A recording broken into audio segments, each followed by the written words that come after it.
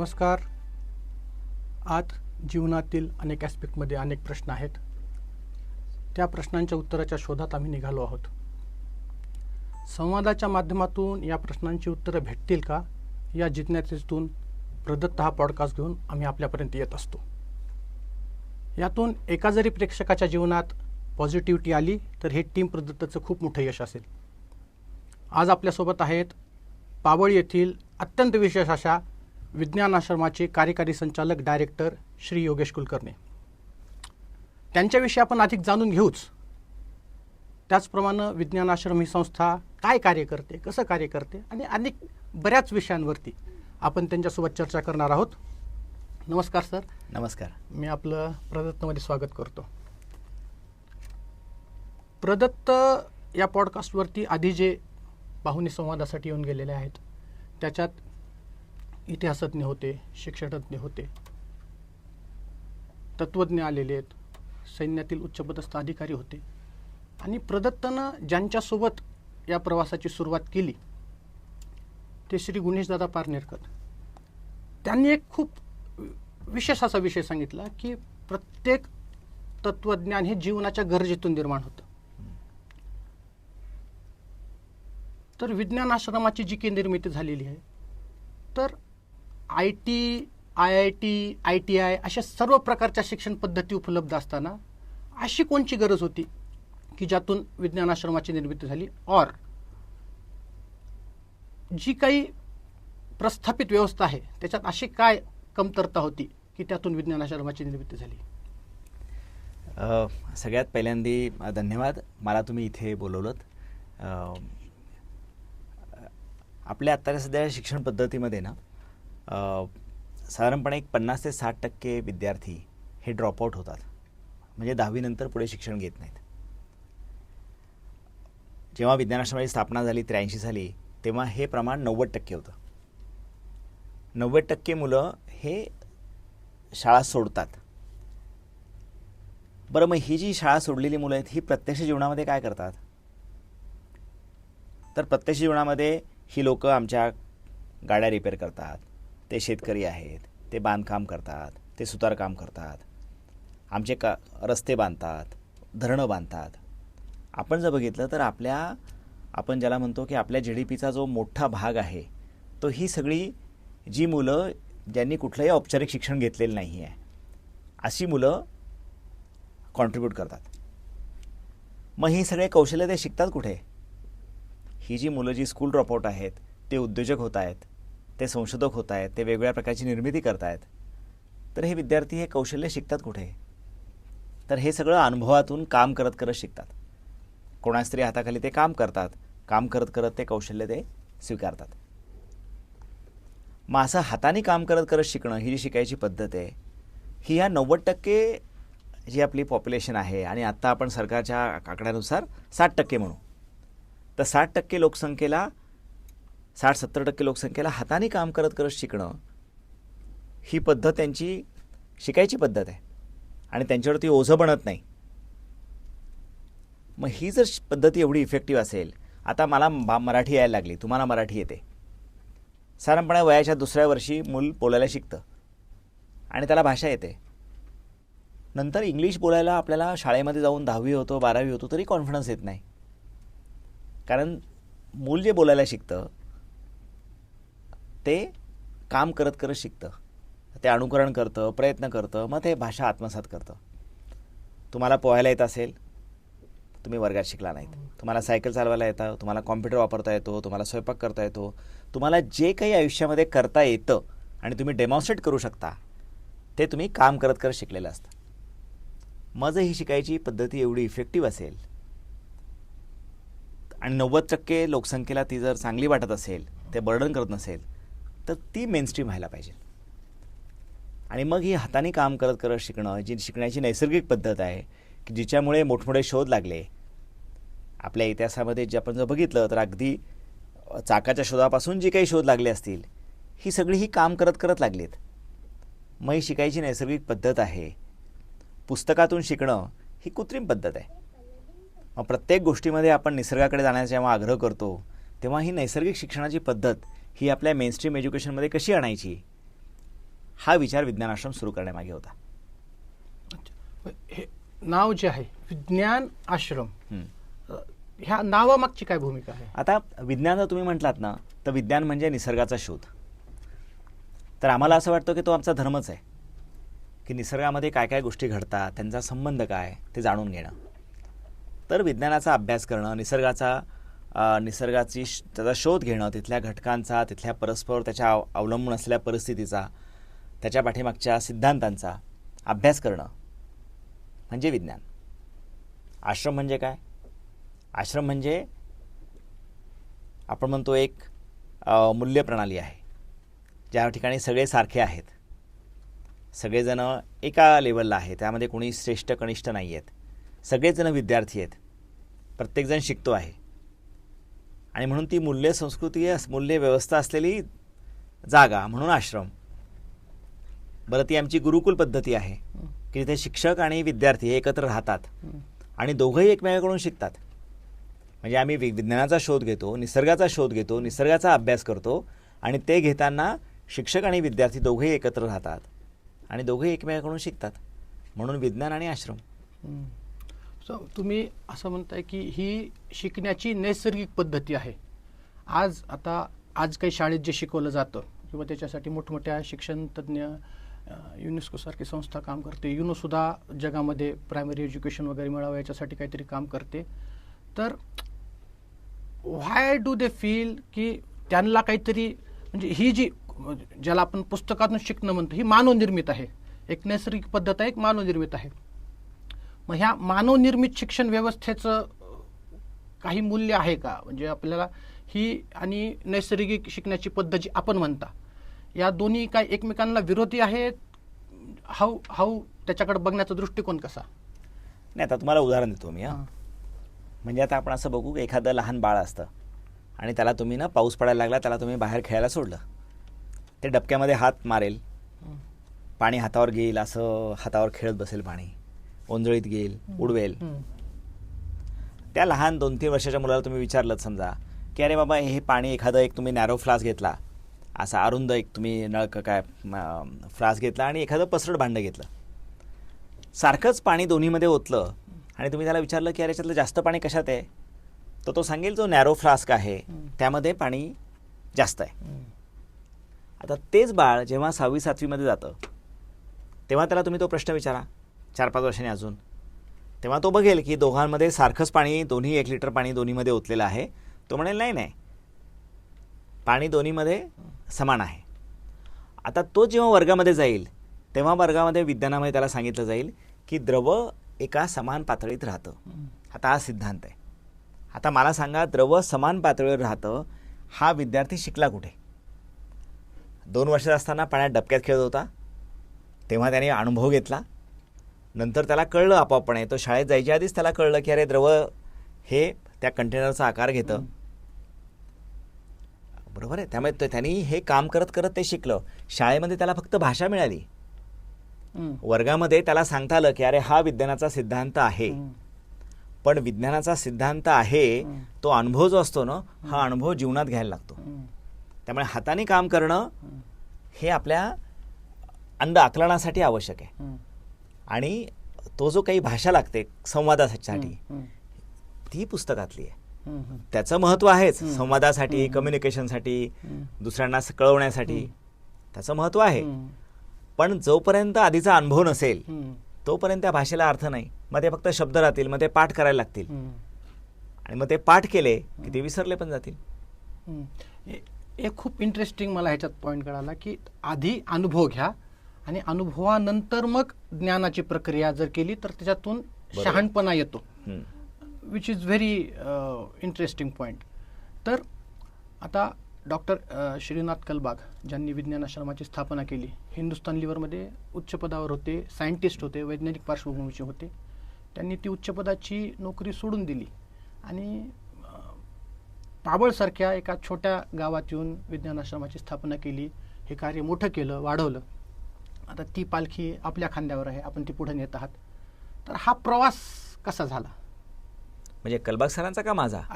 त्यांच्यापासून आपला, दोघांचाही. नाही, कलबाग सर हिंदुस्तान लिव्हरमध्ये head of the engineering science division होते. असं सांगतात की जेव्हा ते इंटरव्ह्यूला गेले वयाच्या 27व्या वर्षी, तेव्हा त्यांनी सांगितलं होतं की मी वयाच्या 26व्या वर्षापर्यंत मी ब्रह्मचर्याश्रम केला, अभ्यास केला, विद्याभ्यास केला. आता पुढचे 26 वर्ष मी गृहस्थाश्रम करणार आहे आणि त्यानंतर मी वानप्रस्थाश्रम घेईल. आणि वानप्रस्थाश्रम म्हणजे मला जे येतं ते मी समाजाला देईल. त्यामुळे त्यांनी पहिल्यांदा त्यांचा विद्याभ्यास पूर्ण केला, मग त्यांनी गृहस्थाश्रम केला 26 ते 52 वर्षी, आणि 52व्या वर्षी त्यांनी रिटायरमेंट घेतली आणि त्यांनी विज्ञानाश्रम सुरू केला की आता माझं गृहस्थाश्रम पूर्ण झाला आहे, तर आपण आपल्या संस्कृतीप्रमाणे त्यांनी वानप्रस्थाश्रम घेऊन ते समाजाला द्यायला आले. तर कलबाग सर त्या मोडमधून आले होते. मी कॉलेजमध्ये होतो.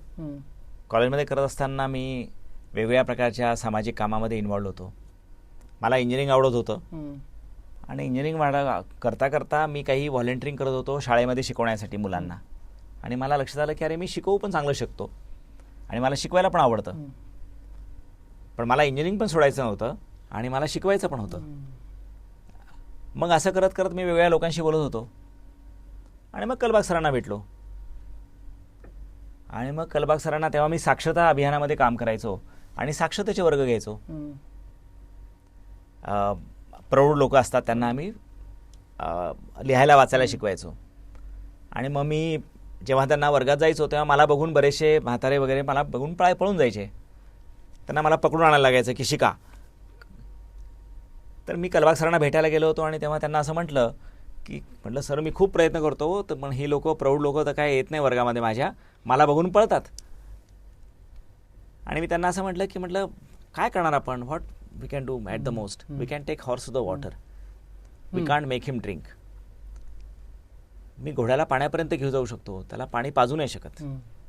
तर कलबाग सरांनी मला म्हटलेत की who asked you to do this, तुम्हाला कोणी सांगितलं की घोड्याला पाण्यापर्यंत घेऊन जा.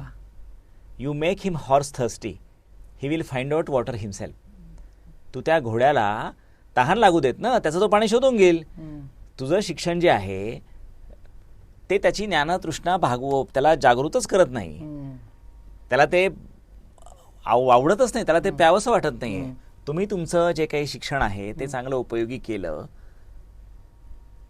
तर तुम्हाला घोड्यापुढे पाणी घेऊन जायला लागणार नाही, तो शोधून घेईल.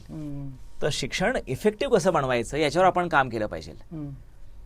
मग मला जरा माझ्या डोक्यात थोडीशी ट्यूब पेटली आणि मला वाटलं की अरे मी हे प्रौढ साक्षरता वगैरे करतोय किंवा पुस्तकं शिकवतोय, त्यापेक्षा काहीतरी अजून चांगलं मिनिंगफुल करायला गेलं पाहिजे. आणि मग मी कलबाग सरांशी जरा जास्त बोललो, अजून काय केलं पाहिजे काय नाही, त्यांच्या कल्पना काय आहेत, आणि मग विज्ञानाश्रमात जॉईन झालो. तर एवढं सोपं होतं. पाबळची निवड कशाच्या बेसिसवर झालेली आहे? पाबळची निवड कलबाग सरांनी केली. आपल्या भारतामध्ये 3 मोठे म्हणजे युनेस्कोनी जी लिस्ट केली आहे की जगामधले सॉक्रेटसपासून आत्तापर्यंत श्रेष्ठ शिक्षण तज्ज्ञ कोण जगामधले, तर पहिलं नाव अर्थात सॉक्रेटसचं आहे आणि बरेच सगळी 100 लोकांची यादी आहे. भारतातले 3 लोक त्याच्यामध्ये आहेत. एक आहेत महात्मा गांधी, दुसरं आहे रवींद्रनाथ टागोर आणि तिसरे आहेत जे पी नाईक. तर जे पी नाईक जे आहेत ते खूप थोर शिक्षण तज्ज्ञ होते आणि भारतामधलं जे काही शिक्षण धोरण आहे किंवा कोठारी कमिशन आपण म्हणतो, अहवाल म्हणतो, तो त्यांनी लिहिला होता. तर भारताचं शैक्षणिक धोरण जे काही आत्ता गेले 40-50 वर्ष चालू आहे त्याची जी काही पायाभरणी ही जे पी नाईकांनी केली होती. डॉक्टर कलबाग जे पी नाईकांना भेटले की मला असं असं करायचं आहे, माझ्या शिक्षणाच्या अशा कल्पना आहेत. जे पी नाईकांनी त्यांना सांगितलं की हो, पण आता ते कलबाग सर मुंबईत राहत होते, तुम्हाला ग्रामीण भागामध्ये परिवर्तन करायचं आहे, शिक्षणाची गुणवत्ता वाढवायची आहे, प्रयोग करायचे आहेत, तर ते मुंबईत राहून करता येणार नाहीत. मग तुम्हाला प्रश्नाच्या जवळ गेलं पाहिजे. मग ग्रामीण भागात प्रश्न आहे, तुम्ही ग्रामीण भागात केलं पाहिजे. मग कुठे जायचं? मग त्यांनी सांगितलं 5-6 गावांची नावं सांगितली. त्यातलं एक पाबळ होतं. पाबळ गावातले मुख्याध्यापक होते थिटे नावाचे, ते जरा ॲक्टिव्ह होते. जे पी नाईकांनी त्यांचा कॉन्टॅक्ट दिला, त्यांना जाऊन भेटा, ते तुम्हाला मदत करतील. बाकीची गावं जरा रस्त्याच्या जवळपास होती, जरा पाणी होतं तिकडे, हायवेला होती. पाबळगाव थोडं दुर्गम होतं, पाण्याचं दुर्भक्ष दुष्काळग्रस्त भाग आहे. मग कलबाग सरांनी विचार केला की हे प्रातिनिधिक गाव आहे की ज्या ठिकाणी ग्रामीण भागामध्ये असलेल्या सर्व समस्या उपस्थित आहेत. मग ह्या गावामध्ये आपण काही उत्तर शोधलं तर ते देशामध्ये कुठल्याही भागामध्ये आपल्याला राबवता येईल. म्हणजे भारतामधल्या 6 लाख प्रातिनिधिक खेड्यांपैकीचं एक प्रातिनिधिक गाव, 6 लाख खेड्यांपैकी एक प्रातिनिधिक गाव, असं म्हणून ते पाबळ निवडलं गेलं. पाबळमध्ये कोणाची ओळख होती, आधी काही काय म्हणतात ना, त्यांचे कोणी पूर्वस्थिती होते असं काही नव्हतं. एक थिटे सर ओळखीचे होते, तिथे ओळख झाली आणि हळूहळू मग गावातली लोक त्यांनी मदत करायला सुरुवात केली आम्हाला आणि पाबळ तिथे सुरू झालं काम. म्हणजे जास्त चॅलेंजेस जिथं आहेत ते जाणीवपूर्वक त्याची निवड करण्यात आली. बरोबर. आता एवढे प्रश्न आहेत तिथे बघा, जिथे प्रश्न म्हणजे संधी आहेत, एवढे प्रॉब्लेम सॉल्व्ह करायला होते. मग आम्हाला म्हणतं मग जो खरा संशोधक आहे, ज्याला उत्तर शोधायचं आहे, त्याला प्रश्न एवढे मिळाले तर खजिना आहे हो. एवढा ग्रामीण भागामध्ये समस्या पडल्या आहेत तर कलबाग सर म्हणाले एवढे प्रॉब्लेम्स आहेत तर मग हीच चांगली जागा आयडियल इथे काम करायला, आणि म्हणून पाबळची निवड केली. Very very interesting. प्रश्नाच्या सापेक्षत्वात म्हणजे डॉक्टर R.P. पारनेरकर जे फिलॉसॉफर आहेत, त्यांचा संघर्ष नावाचा ग्रंथ आहे. त्याच्यात ते म्हणतात की संघर्षाचा पत्कर हीच संघर्षापासून खरी सुटका आहे. तर त्या प्रकारची किंवा जाणीवपूर्वक संघर्षाचा पत्कर कलबाग सरांनी केल्यासारखं की बाबा इथं आहे आणि जिथं जास्त प्रश्न आहेत त्याच्या प्रश्नाची उत्तरं सोडून जगाला शिक्षण पद्धती प्रस्थापित करून दाखवेन, ही काय जीवनाभिनिवेश जी विषय आहे ती इथे दिसते. It's very interesting thing to observe. Kalbag सरांचं एक कोट आहे, I believe intelligence is developed and not inherited. Activity based thinking is the source of intelligence. Good education has to be based on diverse experiences, and for this, real life is the best educator. आता हे coat खूप interesting आहे. म्हणतात की बुद्धिमत्ता ही काय वंश परंपरागत प्राप्त होते असं नाही आहे, ती डेव्हलपही करता येते. तर हा जो बुद्धीचा विकास साधला जातो तो कसा साधला जातो एक, आणि त्याच्यात पुढे ते म्हणतात की life is the best educator. आता जीवन आहे ते फक्त बुद्धीच्या जोरावर चालत नाही, तिथं मनाचाही भाग येतो, इंट्युशनचाही भाग येतो. तर मनाच्या विकासाकडं, इंट्युशनच्या विकासाकडं आपण कसं पाहता? नाही म्हणजे कसं आहे माहिती का, आता वेगवेगळ्या शिक्षण शास्त्रज्ञांनी ज्या थेअरी मांडल्या आहेत त्यात त्यांनी सांगितलं की जेवढं विद्यार्थ्याला किंवा लहान मुलाला जितके जास्त अनुभव आपल्याला देता येतील, जितके अनुभव जास्त तेवढं त्याचा बुद्धीचा विकास जास्त. Activity to hand stimulate intellect. म्हणजे हाताला काम दिलं की बुद्धीला चालना मिळते. आता हाताला काम देणं की बुद्धीला चालना मिळते म्हणजे बुद्धिमत्तेचा स्रोत काय आहे की तुम्हाला काहीतरी हाताने काम केलं पाहिजे. बुद्धिमत्ता ही काही वंश परंपरेने येणारी गोष्ट नाही आहे, वारसा हक्काची गोष्ट नाही आहे. मग बुद्धिमत्ता कशी वाढेल? ज्याला जास्त अनुभव त्याची बुद्धिमत्ता जास्त होईल. आता मानवी मेंदूमध्ये एक अशी एक काय म्हणतात ना, एक त्याची एक ॲबिलिटी आहे की मी असे 2 अनुभव घेतले तर ते 2 अनुभव मला तिसऱ्या परिस्थितीमध्ये ॲप्लाय करता येतात आणि काहीतरी वेगळीच गोष्ट करता येते. म्हणजे आता मी काही एखादा अनुभव विशिष्ट परिस्थिती घेतला असेल, दुसरा अनुभव वेगळ्या परिस्थितीत घेतला असेल, ह्या दोघांमधले काही भाग घटक करून माझं मेंदू एक्स्ट्रापोलेट करतो आणि तिसऱ्या परिस्थितीमध्ये तो अनुभव कसा वापरला जाऊ शकतो याचं माझा मेंदू कॉम्बिनेशन करू शकतो. ही आपल्या मानवी मेंदूची काय खासियत आहे. यालाच क्रिएटिव्हिटी म्हणतात. मग क्रिएटिव्हिटी मला हवी असेल की मला वेगळ्या परिस्थितीमध्ये हे अप्लाय करता येत आहे, मग माझ्याकडे जर जास्त अनुभव असतील तर याचा अर्थ काय झाला, तर हे परमिटेशन अँड कॉम्बिनेशन करायची ॲबिलिटी माझी जास्त होते, म्हणजेच माझी क्रिएटिव्हिटी वाढते.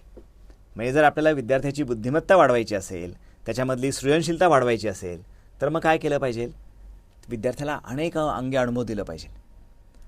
आता आपल्याकडे बऱ्याच वेळा म्हणतात की घरात लहान मुलं असतील तर आजी आजोबा म्हणतात आमच्यापेक्षा हे पोरं फार हुशार आहेत. आता आजी आजोबा म्हणतात, बरोबर आहे ते म्हणणं, कारण की आजी आजोबांच्या वेळेस मोबाईल फोन नव्हते, TV नव्हता, इतकं संचार साधन नव्हते, इतका प्रवास होत नव्हता, त्यामुळे अनुभव क्षेत्र कदाचित त्यांच्या वेळेस एवढं लिमिटेड असेल. आता ह्या मुलांना एवढं एक्सपोजर आहे, तर हे जे काही अनुभव विश्व वाढतं त्यामुळे हा सगळा बदल घडतो. त्यामुळे अनुभव आपल्याला विद्यार्थ्यांची बुद्धिमत्ता वाढवायची असेल तर त्यांना आपण किती विविध अंगी अनुभव देतो. तुम्ही बघा, सगळी मोठी माणसं बघा, कोणाचंही उदाहरण घ्या, म्हणजे for example Thomas Alva Edison लहानपणी काय करत होता? हो, स्ट्रीट वेंडर होता. रेल्वेमध्ये प्लॅटफॉर्मवर काही गोष्टी विकत होता. त्याच्याच कार्टमध्ये त्यांनी लॅबोरेटरी तयार केली होती. विक्रीचा पण अनुभव घेत होता, लोकांशी संवाद पण करत होता, प्रयोग पण करत होता, विविधांगी अनुभव घेतले. राईट ब्रदर सायकल दुकान चालवत होता. बिल गेट काय करत होता, त्यांनी 11वीमध्ये असताना त्यांच्या त्या कॉम्प्युटरमध्ये त्या IBMच्या कॉम्प्युटर रिपेअर करण्यासाठी ते जात होते, काम करत होते. स्टीव्ह जॉब काय करत होता, इलॉन मस्क काय करत होते. इलॉन मस्कचं चरित्र बघितलं की त्यांनी गोळ्या बिस्किटं विकली आहेत, त्यांनी व्हिडिओ लायब्ररी चालवली आहे, त्यांनी कॉम्प्युटरचे प्रोग्राम्स करून विकले आहेत, त्यांनी आता हे सगळे विविधांगी अनुभव घेतले म्हणून ते इलॉन मस्क झाले. म्हणजे आपल्याला बुद्धिमत्ता वाढायची असेल तर तुम्हाला विद्यार्थ्यांना अनुभव द्यायलाच लागतात. ते काही वारसा हक्काने येत नाही. किती अनुभव देऊ. अब्दुल कलाम, APJ अब्दुल कलाम कसे झाले मोठे एवढे सायंटिस्ट, राष्ट्रपती देशाचे. लहानपणी म्हणे वर्तमानपत्र टाकत होते, पेपर टाकत होते. म्हणजे काय झालं की जेवढे आपण जास्त अनुभव घेऊ तेवढ्या मुलांची बुद्धिमत्ता वाढणार. मनाच्या विकासाकडं, मनाचा आता बुद्धीचा विकास पण त्यासोबत मनाचाही विकास विद्यार्थ्यांचा व्हावा. त्यांच्या म्हणजे काय त्यांना प्रेरणा घेण्याची स्वतःला सवय लागावी, इंट्युशनचाही विकास व्हावा. यासाठी आपल्याला काय करता येईल. काय होतं, दोनच अशा गोष्टी आहेत की ज्या मानवीय आहेत. आपण स्किल म्हटले तर, कौशल्य म्हटली तर, एक असते क्रिएटिव्हिटी आणि दुसरी म्हणजे एम्पथी, म्हणजे दुसऱ्याचा विचार करणं. दुसऱ्याचा विचार करणं आणि सृजनशीलता हे दोन अगदी मानवीय काय म्हणू आपण त्यांना कौशल्य आहेत किंवा मानवीय क्षमता आहेत. बाकी गणित करणं वगैरे वगैरे सगळं आजकाल तुमचं ते कॉम्प्युटर करू शकेल, सगळ्या गोष्टी ऑटोमेट होऊ शकतील. ह्या दोन गोष्टी ज्या आहेत ना, क्रिएटिव्हिटी अँड एम्पथी, सद्भावना, दुसऱ्याबद्दलचा विचार करणं. आता दुसऱ्याबद्दलचा विचार केव्हा येऊ शकतो, ते इंग्लिशमध्ये म्हणे ना, put your self in other man's shoes. तुम्ही स्वतःला दुसऱ्या जागी ठेवून बघा कसं वाटतंय ते. आता स्वतःला दुसऱ्या जागी ठेवून बघा म्हणजे काय करायचं, अनुभव घेतला पाहिजे. अरे आई पापड तळते, पापड तळताना कसं वाटतं बरं, ते तेलाची धग लागते का हाताला, भजे खायला चांगले वाटतात पण तळताना मला इथे चटका बसतो का, खरंच लागतो का. मग मी ॲप्रिशिएट करायला लागतो, अरे बघा माझ्या आईने माझ्यासाठी भजे बनवले, चकली बनवली आहे. पण मी ते अनुभव घेतला नसेल ना तर मला त्याची किंमत कळणार नाही. आपण आता इतक्या छान जागेत बसलो आहे, कुठल्या तरी सुताराने ही खुर्ची बनवली असेल, आपण ॲप्रिशिएट करू शकतो का. मी जर लाकडाचं थोडं तरी घासून करवतीने बघितलं असेल ना, किती श्रम पडतात आणि किती वाट लागते करायला, मग कळेल आपल्याला की अरे ह्या माणसाने ज्यांनी कोणी काम केलंय ना त्यांनी किती कष्ट घेतले असतील हे करायला. म्हणजे काय, दुसऱ्याचा विचार करायला शिकायचा असेल आपल्या मनाला तर आधी काय घेतलं पाहिजे, अनुभव घेतले पाहिजे. मग जेवढे तुम्ही, सद्भावनेचं मूळ असं आहे की तुम्ही दुसऱ्यांचा विचार त्याच्या जागी स्वतःला ठेवून करू शकता का, ती क्षमता विकसित करायला लागते मुलांमध्ये. त्यासाठी सुद्धा मग आम्ही म्हणतो तेच की हाताने काम करत करत शिकणं हा शिकण्याचा गाभा आहे. त्याच्यासाठी क्रिएटिव्हिटीसाठी सुद्धा आणि मनाचा विचार करायला सुद्धा. ओके, म्हणजे बुद्धीचा विचार जरी करायचा राहिला, मनाचा विकास जरी करायचा राहिला तरी तुम्ही हाताने काम करत शिकणं हाच एक करत येईल ना अनुभव. तुम्ही कनेक्टच करू शकणार नाही दुसऱ्याशी. अरे शेतकऱ्याचं दुःख काय, कसं कळणार. जर मी थोडंसं बघितलं, अरे बाबा एवढं कष्ट करायला लागतात, उन्हात थांबायला लागतं, हे जोपर्यंत कळत नाही तोपर्यंत माझं मन दुसऱ्यासाठी द्रवणारच नसेल समजा, मग त्या मनाचा काय उपयोग आहे. आता ही जी आता एम्पॅथी आता आपल्यात क्रिएट झाली, आता आपण मेकॅनिकल इंजिनिअर परत एकदा की आपण प्रवास कसा झाला हे सांगितलं, पण आता COP सारख्या प्रतिष्ठित कॉलेजमधून त्या काळी तुम्ही मेकॅनिकल इंजिनियर झाला तर लिक्युरेटिव्ह एकदम भारी पगाराच्या नोकऱ्या मार्केटमध्ये होत्या. ते पगाराचं ते वय तरुण, पगार भारी भेटतोय बाहेर, आणि ते प्रलोभन सोडून या सृजनशील क्षेत्रात यावं, ही प्रेरणा कशी आपल्यात निर्माण झाली.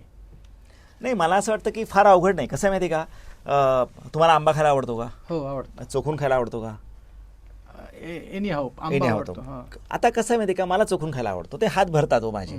मला ट्रेकिंगला जायला आवडतं, ट्रेकिंगला जायला लागल्यानंतर कष्ट पडतात वर गेल्यानंतर, पण मग मजा येते ना.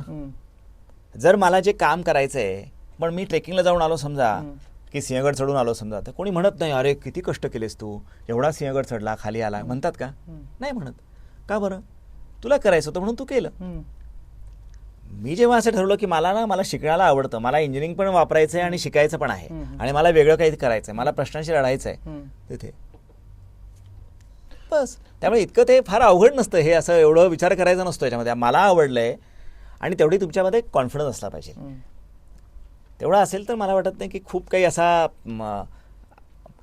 त्या काहीतरी बदल करू वगैरे असा काही विचार करायचा नव्हता. मला आवडतंय काम करायला, हे महत्त्वाचं आहे, हे केलं पाहिजे, माझ्यामध्ये ताकद आहे, धमक आहे, मग केलं पाहिजे आपण.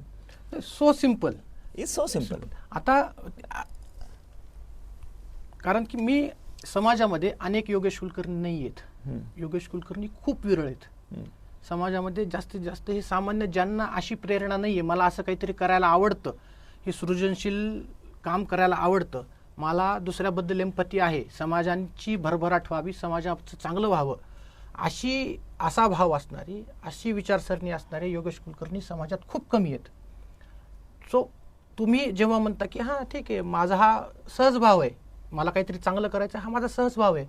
सो माझ्यासारख्याला ते आश्चर्य वाटतं की तुमच्या ठिकाणी असा कसा सहज भाव? हा जर मनुष्याच्या ठिकाणचा हा सहज भाव आहे, तो सगळ्यांच्या ठिकाणी असायला पाहिजे.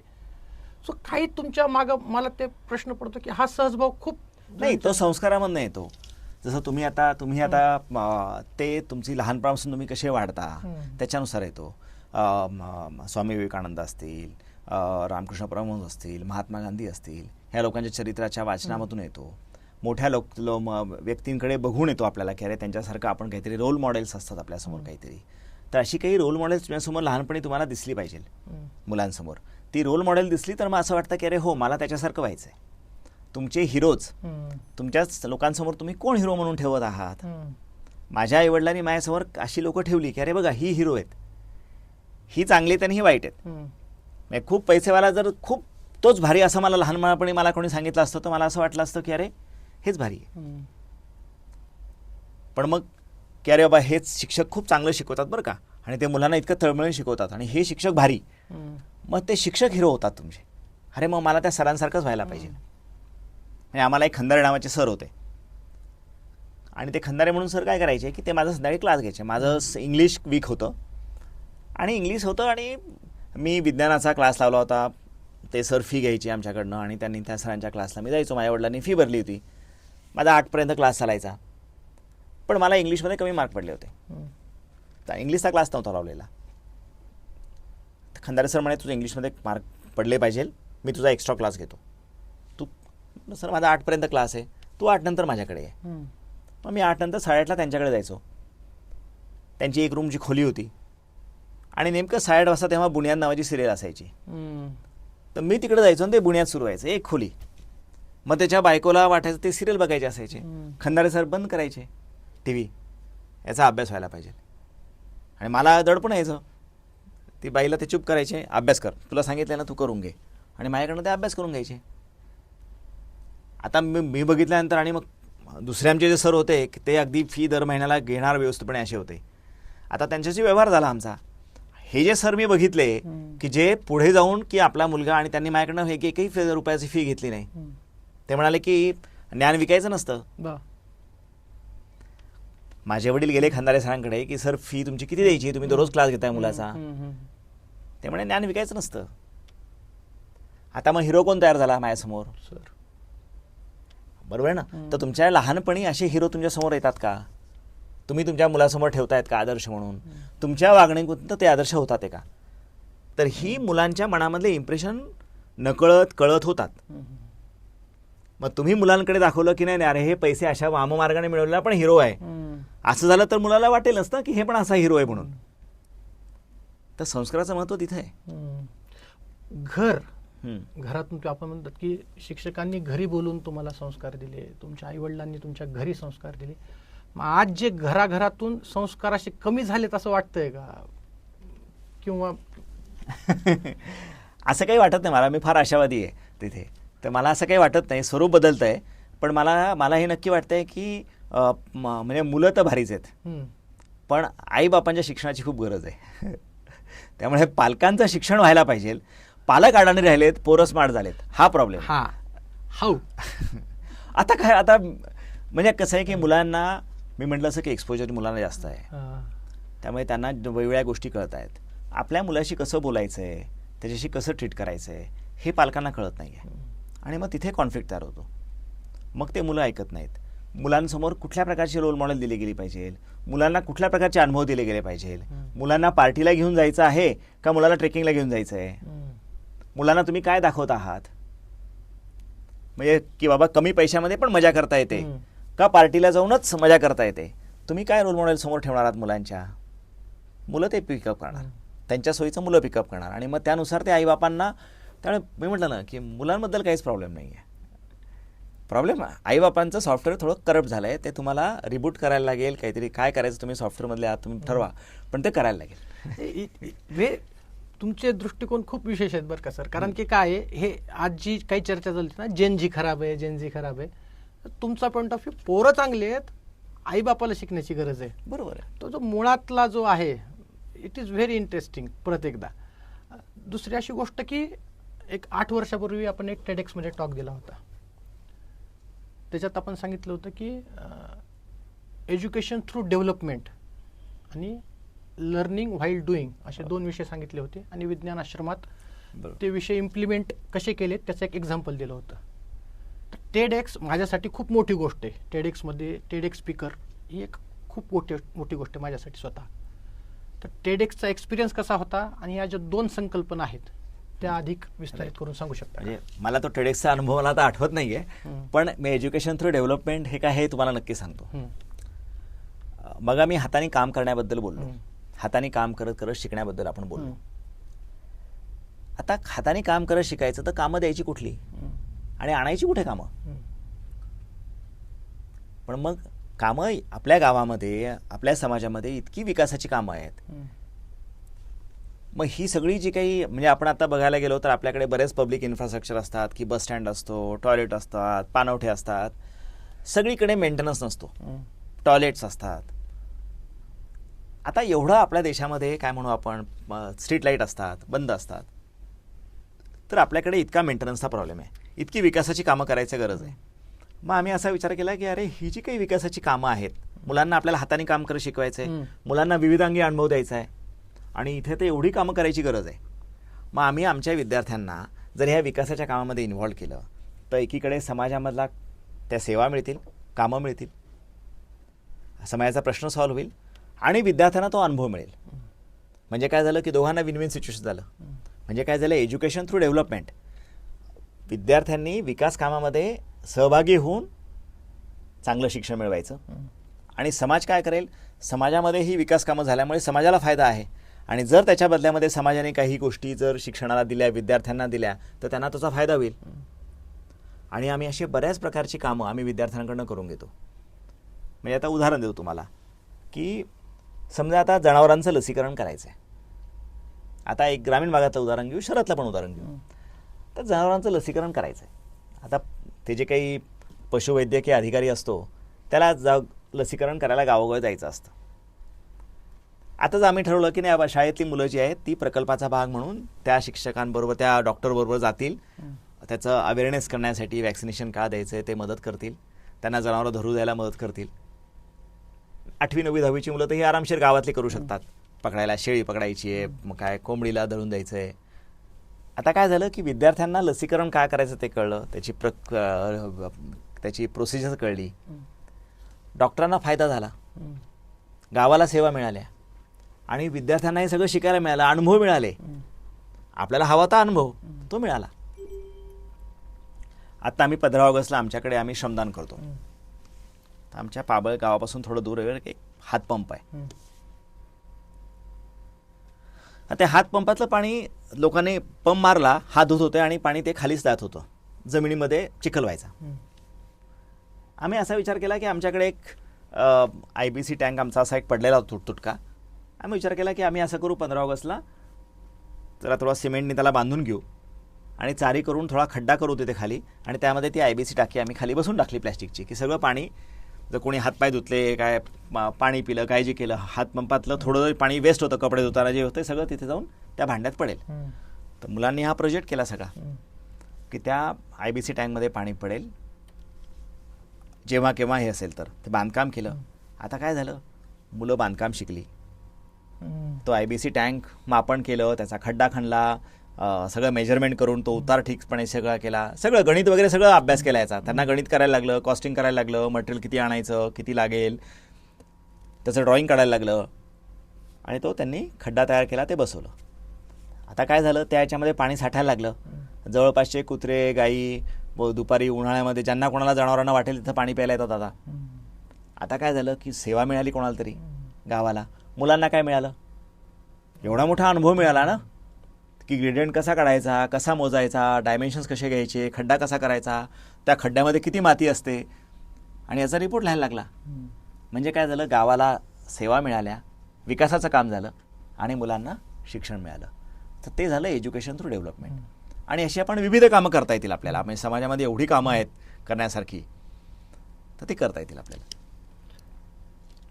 असं एक माझ्या डोक्यात एक प्रश्न आला होता की समजा हायपोथेटिकल आहे की आजची जी सगळी शिक्षण संस्था आहे त्याचं सर्व आपल्याला केलं, तर अशा कुठल्या नवीन गोष्टी आपण इंट्रोड्यूस कराल और कुठल्या गोष्टी बदलाल? नाही, हायपोथेटिकलमध्ये नको जायला. कसं आहे की आत्ता आपल्या ताकदीनुसार आपण काय करतो त्याबद्दल आपण बोलूयात की काय करतोय आम्ही.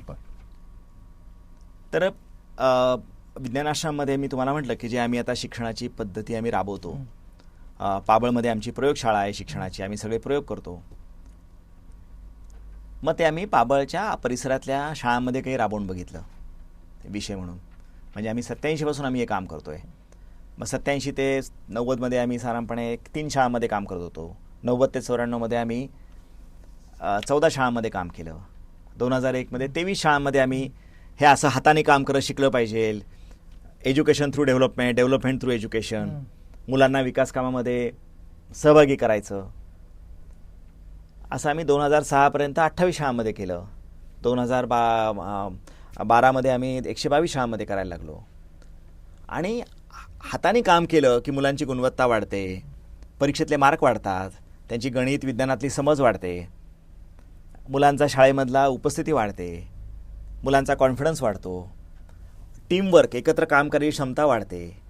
तर हे सगळं आम्ही प्रूव्ह केलं की मुलांनी जर शाळेमध्ये हाताने काम केलं तर मुलांमध्ये हे सगळे तुमचे बदल घडतात किंवा त्यांचे कॉग्निटिव्ह डेव्हलपमेंट होते. हा आम्ही सगळं ते प्रूव्ह केलं. आणि मग आम्ही म्हणायला लागलो की अरे हे तुम्ही याला अभ्यासक्रमाचा भाग झाला पाहिजे. अभ्यासक्रमाचा भाग म्हणून त्यांनी आम्हाला 87 सालीच मान्यता दिली होती की तुम्ही अभ्यासक्रम म्हणून करा राबवायला. पण आम्ही म्हणालो की हे सगळ्या शाळांमध्ये व्हायला पाहिजे. आता फक्त आम्ही ज्या 100-100 शाळा का, सगळ्या शाळांमध्ये कंपल्सरी व्हायला पाहिजे. वेगवेगळ्या ठिकाणी महाराष्ट्रात केलं, महाराष्ट्राबाहेर करून दाखवलं आम्ही, वेगवेगळ्या इतर संस्थांना मदतीला घेऊन त्यांच्या इथे करून दाखवलं. हा सगळ्याचा परिणाम वेगवेगळ्या प्रकारे झाला. मग जेव्हा नवीन शैक्षणिक धोरण आलं त्याच्यामध्ये मग विज्ञानाश्रमामध्ये आम्ही जे काही गोष्टी करत होतो त्यातल्या बऱ्याच गोष्टी त्या नवीन शैक्षणिक धोरणामध्ये त्याचा अंतर्भाव केला गेला. त्याच्यासाठी जो पोझिशन पेपर लिहिला गेला व्यवसाय शिक्षणाचा, त्या कमिटीमध्ये पण मी होतो, आम्ही तो लिहिला गेला. मग आता NCERT नवीन शैक्षणिक धोरणानुसार व्यवसाय शिक्षणाची नवीन पुस्तकं लिहिली जातात इयत्ता 6वी पासून. आता इयत्ता 6वी पासून CBSE स्कूल आणि महाराष्ट्र बोर्ड, स्टेट बोर्डला सगळ्यांना व्यवसाय शिक्षणाविषयी कंपल्सरी आहे 6वी पासून. कौशलबोध नावाची पुस्तकं आहेत. त्या पुस्तकाच्या टेक्स्टबुक डेव्हलपमेंट टीममध्ये सुद्धा मी सहभाग नोंदवला. आम्ही त्या ठिकाणी पण काही गोष्टी त्यामध्ये आम्ही विज्ञान आश्रमातल्या आम्ही त्या पुस्तकामध्ये दिलेल्या आहेत. आणि मग आता हे जी काही नवीन शैक्षणिक धोरण आलेलं आहे ज्यामध्ये व्यवसाय शिक्षण हा भाग आला आहे, आता हा चांगला इफेक्टिव्हली कसा राबवता येईल आणि देशभर तो इफेक्टिव्हली कसा राबवला जाईल यासाठी मग टीचर्स ट्रेनिंग घेतो आम्ही, वेगवेगळ्या संस्थांना त्याचं ट्रेनिंग देतो. तर हे आम्ही आत्ता करतो आहे. तर आत्ता देशामधल्या सगळ्या शाळांमध्ये हे कसं राबवलं जाईल, तर त्याच्यासाठी क्वालिटी काम करून द्यायचं. हा प्रयोग आहे आमचा, आमची एवढीच ताकद आहे. ते कॉन्क्रीट करून घेऊन मग बाकीच्यांना सांगायचं की तुम्ही याचं अनुकरण करा, तुम्ही याचं कॉपी करा, तुम्ही त्याला स्वीकारा आणि तुम्ही त्यापेक्षा भारी करा. असं आम्ही आता कामाचा प्रकार करतो. तर सध्या आम्ही आता जे काही नवीन शैक्षणिक धोरण आहे त्यानुसार शालेय स्तरावर व्यवसाय शिक्षण कसं परिणामकारक राबवता येईल याच्यावर सगळं आता आम्ही काम करतोय. ब्रिलियंट. म्हणजे आधी you live that education first. म्हणजे आधी ते शिक्षण मी प्रत्यक्ष तुम्ही विज्ञान आश्रमातून तुमच्या जीवनातून जगून दाखवलं, प्रूव्ह केलं ॲज अ थेरम, आणि मग तो थेरम तो केला पाहिजे. तेच असलं पाहिजे. एक्झॅक्टली. कुठली विज्ञानाची Exactly. तुम्ही पायलट करता, एक्सपेरिमेंट करता, मग पायलट करता, एक्सपेरिमेंट पायलट केल्यानंतर मेथड झाल्यानंतर मग तुम्ही स्केलअप करता. हीच प्रोसेस असते. तर पाबळमध्ये आम्ही जे काम करतोय तो आमचा एक्सपेरिमेंट आहे.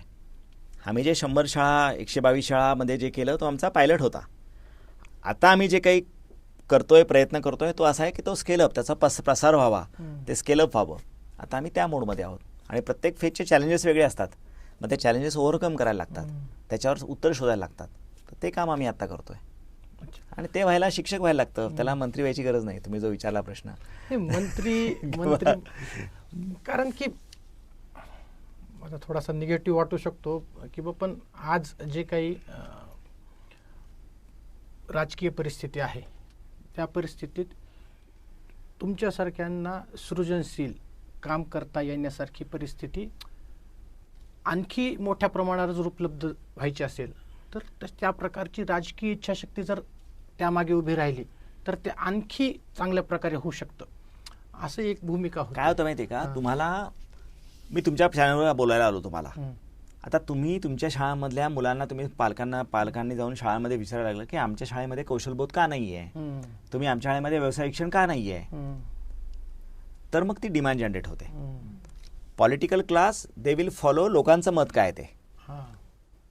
आपल्यासारखांचं काम आमच्यासारखांचं काम आहे किंवा हे पर्याय उपलब्ध करून देणं, तुमच्यासारख्या सृजन लोकांना सांगणं. तुमचं काम असं आहे की तुम्ही जर डिमांड करायला लागलात तर political class they will follow you. ते आपल्याला लीड नाही करणार हो, ते तुम्हाला लोकांना काय हवंय ते देतील. तर लोकांनी तर मागणी केली पाहिजे आणि त्या लोकांचा जनमताचा रेटा जर एवढा असेल तर बदल होईल. पण मग त्यासाठी आपल्याला ही डेमोक्रेसी आहे ना आपल्याकडे देशामध्ये, की असं नाही की कोणाला तरी वाटलं आणि त्यांनी केलं. डेमोक्रेसीमध्ये आपल्याला एखादी कल्पना सांगायची असेल तर ती अशी सगळीकडे जाऊन प्रत्येक ठोकून ठोकून ठोकून पक्की होत होत वर जाईल ती. त्यामुळे आत्ता विज्ञान आश्रमाने जे काम सुरू केलं त्याला इथपर्यंत यायला 40-45 वर्ष लागली. पण स्वाभाविकपणे आहे की त्या प्रत्येक टप्प्यावर तोलून मापून त्यातले परफेक्शन येते ते आपण पुढे चाललो आहे. अजूनही ती परफेक्ट नाही, अजूनही त्यावर काम करायला लागेल, पण तसंच ते वाटणार.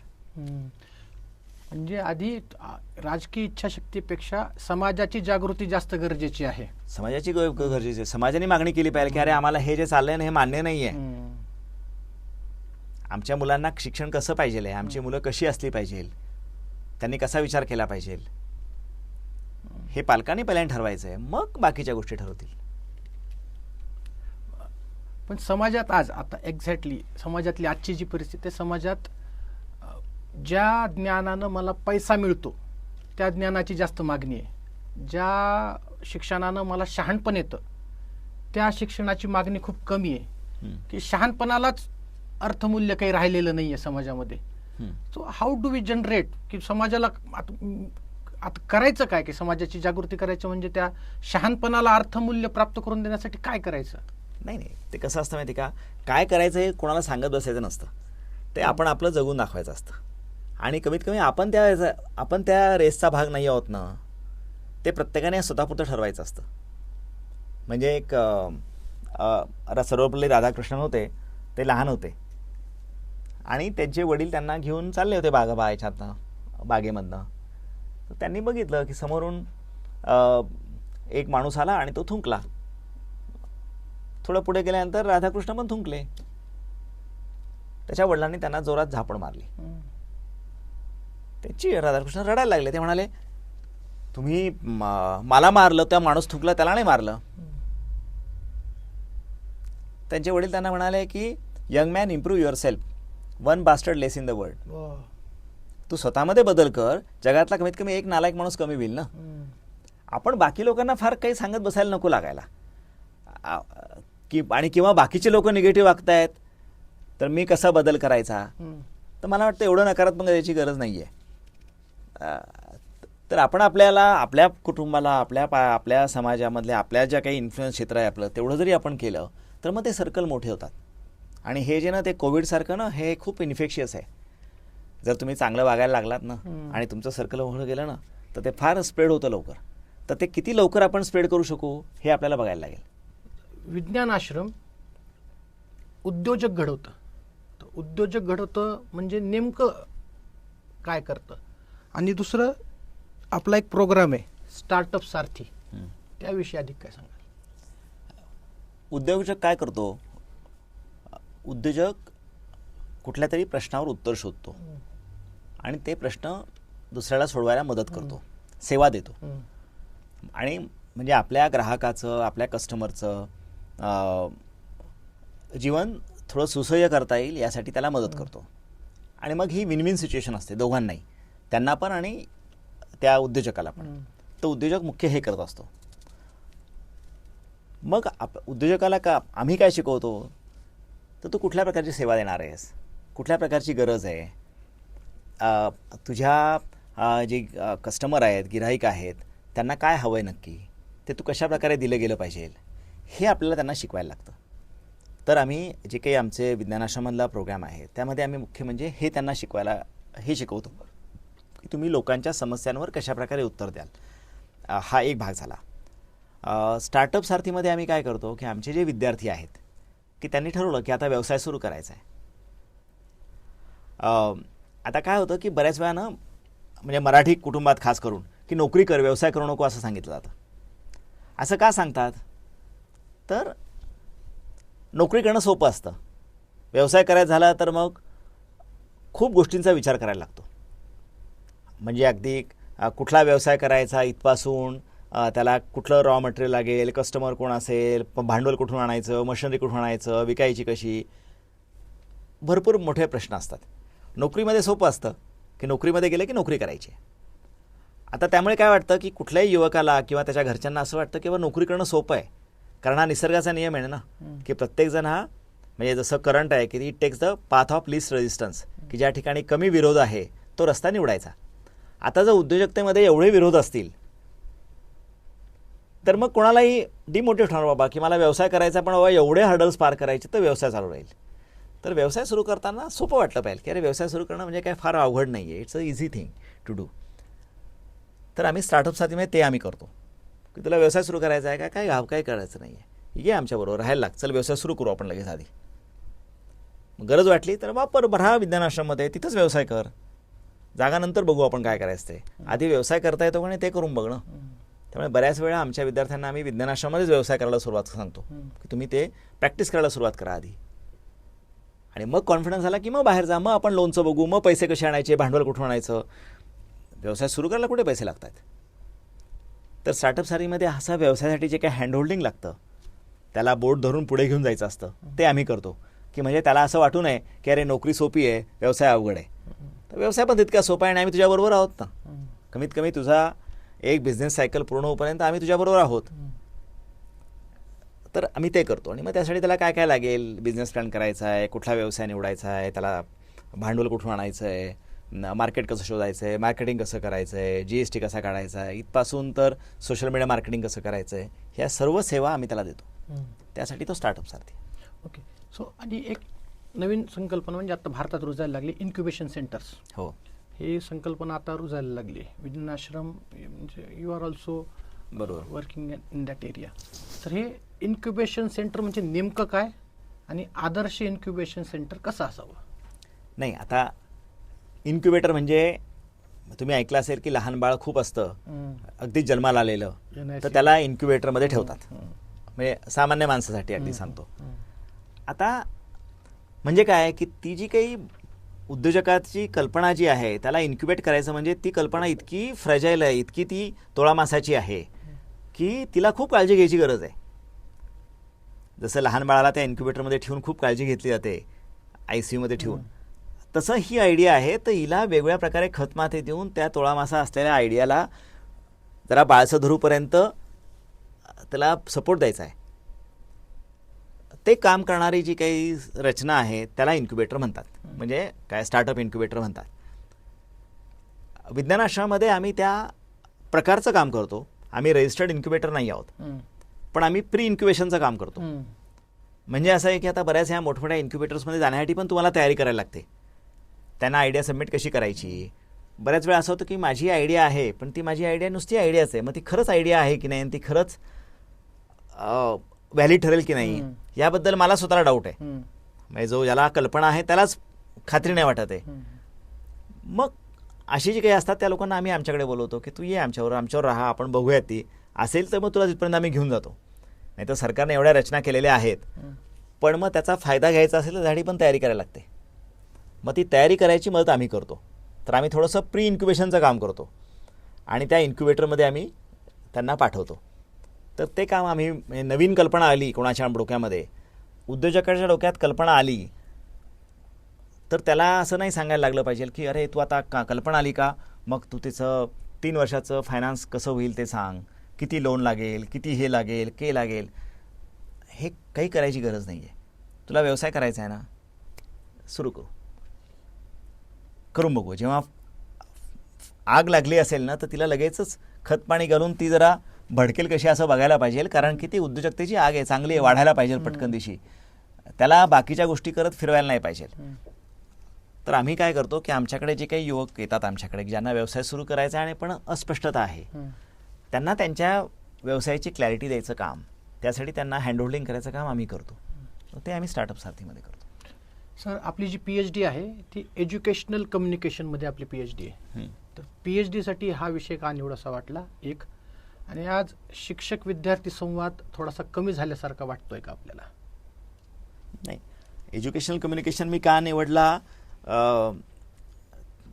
तर काही कारण नाही असं, म्हणजे की मला मी भटक्यांसाठी, भटके विमुक्त लोक, पालावरची लोक असतात, त्यांच्यासाठी काहीतरी शिक्षणावर उत्तर शोधता येईल का, याच्यावर मी प्रयोग करत होतो.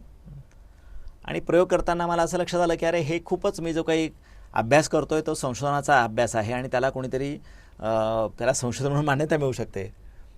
मी IIT पवईबरोबर काम करत होतो आणि मग ते म्हणाले की अरे हे संशोधन आहे, याला व्हॅलिड होऊ शकतं, पण मग ते कुठल्या स्ट्रीममध्ये बसू शकेल, तर ते कम्युनिकेशनमध्ये बसतं आहे, एज्युकेशनल कम्युनिकेशनमध्ये बसतं आहे, आणि म्हणून ते एज्युकेशनल PhDमध्ये झालं. आणि तिथे भटक्या जिथे जिथे आपण संगणकाच्या थ्रू एज्युकेशन दिलं किंवा संवाद साधला, तिथले काही अनुभव सांगू शकता का? नाही, अनुभव तर खूपच छान आहे तिथे, की इफेक्टिव्हली आम्ही एक अँकर, काय म्हणूया त्याला, कशा प्रकारे त्यांच्या परिसरामधून व्हिडिओ रेकॉर्डिंग करून त्याच्यातून त्यांना शिकवता येईल, अशा प्रकारची आम्ही पद्धती विकसित केली. आणि 4 पाल होते, म्हणजे उमरगा तुळजापूरजवळ होतं, नंतर निलंग्याजवळ एक पाल होतं, आणि याला अंबरनाथजवळ एक पाल होतं. तशा 4 ठिकाणी आम्ही ती शाळा चालवल्या. आणि काय म्हणूयात, मला खूप शिकायला मिळालं त्याच्यापासून.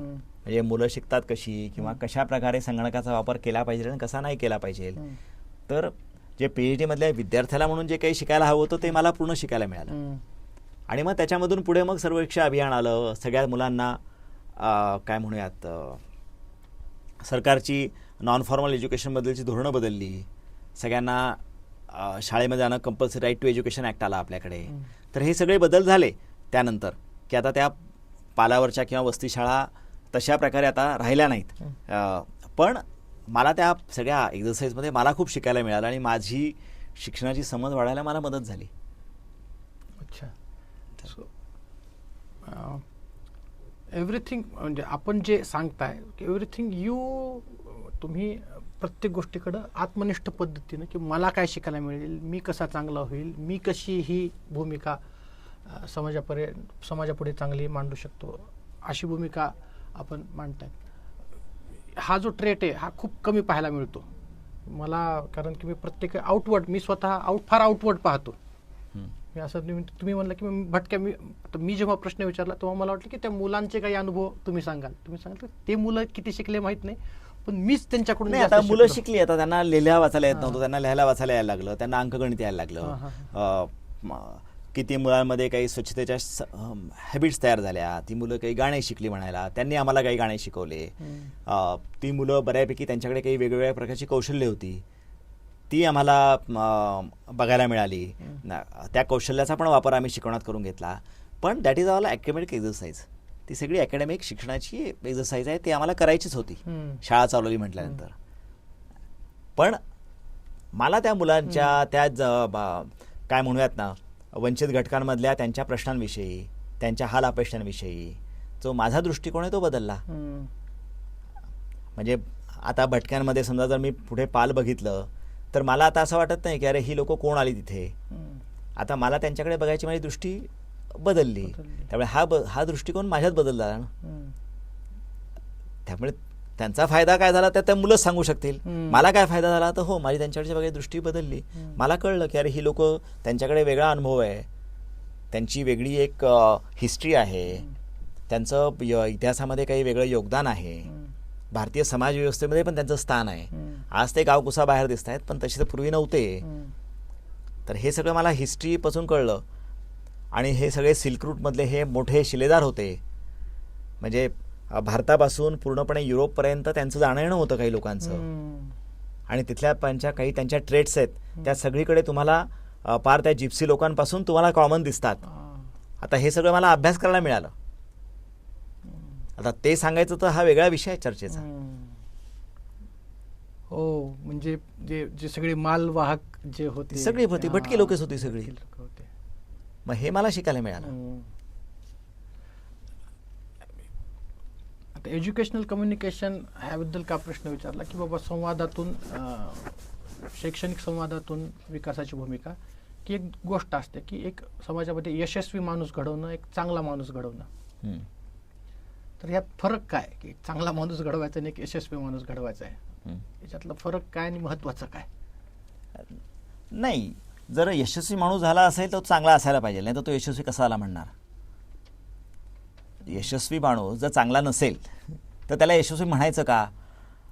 तर माझ्या दृष्टीने मी त्याला दोन्ही टर्म्स सिनॉप्सिस करेल. माझ्या दृष्टीने खूप यशस्वी झाला, खूप पैसे त्याच्याकडे, खूप नाव आहे त्याच्याकडे, पण तो चांगला नाही आहे, तर मी म्हणू शकत नाही तो यशस्वी आहे.